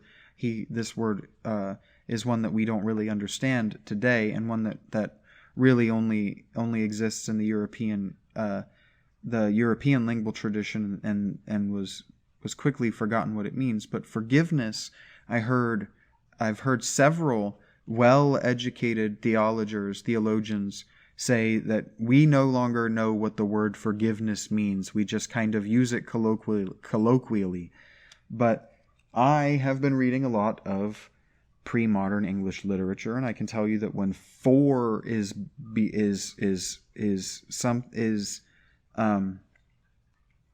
before a word, is a prefix, the word for, like forbidden, it's kind of a future thing.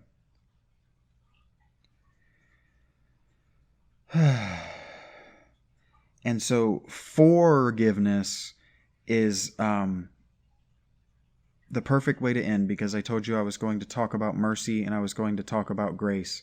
And so forgiveness is the forgiving, the future giving of mercy, is what it is. When you forgive, what you're doing is you're giving mercy in the future. And so when you forgive someone of a sin or an error or a crime against you, what you're doing is you're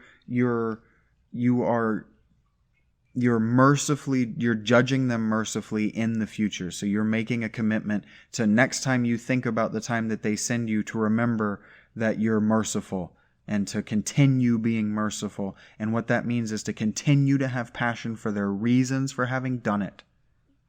And to understand that they made their choice, right or wrong. They wronged you, they made their choice. And now you understand it, and you're giving them mercy forever, like a good judge. That's what forgiveness is. And so, in order to have compassion, and in order to look at the deeds of the criminals of the past, or the people that we perceive, if they live today, we would perceive them to be criminals. In order to look at them with the greatness that they achieved in their own lives, we have to forgive them for those things that they did wrong because of the context of their lives. We have to forgive and not in a religious way, and not in any kind of magic language. We have to continue to give mercy in our judgment of people like this moving into the future, and understand that the mistakes that they made for their reasons, and that by being able to see the work that they've shown us in a sort of mathematical, if I'm going to continue talking about mathematics, if we're going to take their lives and we're going to present them as an equation, that their decisions and the environment, the nature and the nurture which spawned them, made their choices equals, and plus their choices equals the outcomes of their lives and the generations to follow them. If we can know that, we can see their work and we can correct their work. And that goes back to what I'm talking about, where I said that if I were working on a project, I would much rather be working on a storytelling project where I got to fix the errors that were made in the earlier sequences than a wholly new project, because a wholly new project sets you up for pitfalls because you don't know what you've done wrong yet. And that's 2 hours and 9 minutes. And I think that I have explained why we should have compassion if I haven't explained fate and the time-space grid of event and nature and nurture, and if I haven't talked anything about complexity science. I've just introduced it like you know what it is, because I know what it is, because I'm talking to myself. But that's just meat on the bone for next time. God, Guardians of the Galaxy was a terrible movie. And Sea of Stars is so bad. I don't even know that I'm funny or entertaining while playing it, but I have, and if they weren't made by me, would absolutely watch my work because I'm enjoying what I've made and what I'm talking to myself about. So, have some mercy on me and understand that, I'm still learning how to do this, and maybe forgive me for my earlier videos and give me some likes and some comments and share and subscribe and do all that stuff. I'm not supposed to, in my own mind, I'm supposed to be above asking for those things, but that's how we ask for mercy from you, and we buskers of philosophy and entertainment come to you, the audience, as hierarchically lower, and we say, please like this. It will tell me whether I'm doing okay, and please comment to tell me what I'm doing badly, and please tell your friends, and please subscribe so that you can get my work when it comes out, right? We're supposed to do that. There's no shame in doing it. It does seem shameful, but I suppose it's in the way that you do it, right? I feel like I don't need to tell you why or how it benefits us, but I have been listening to more people live stream lately because I've been thinking that maybe what I need to be doing is live streaming, since I spend so many hours at this thing and I can record my live streams. And they explain to their audience the necessity of liking, sharing, subscribing, commenting constantly in the live stream. So this is still a 10-year-old medium, and it takes us about 30 years to get used to things, and it's decidedly different from television. So please subscribe, tell me what I'm doing badly, and like it when I have entertained you well enough for you to finish the video, which at 5-minute average view times, I know it's going to take me some time to get there, but stick with me. Forgive me for the mistakes that I make, as I forgive you for the mistakes that you make against me. Like that prayer that Jesus told us to say, that was actually a prayer that Osiris gave us to say. So, nothing really changes as much as everything changes. Thanks for listening. I'll talk at you soon.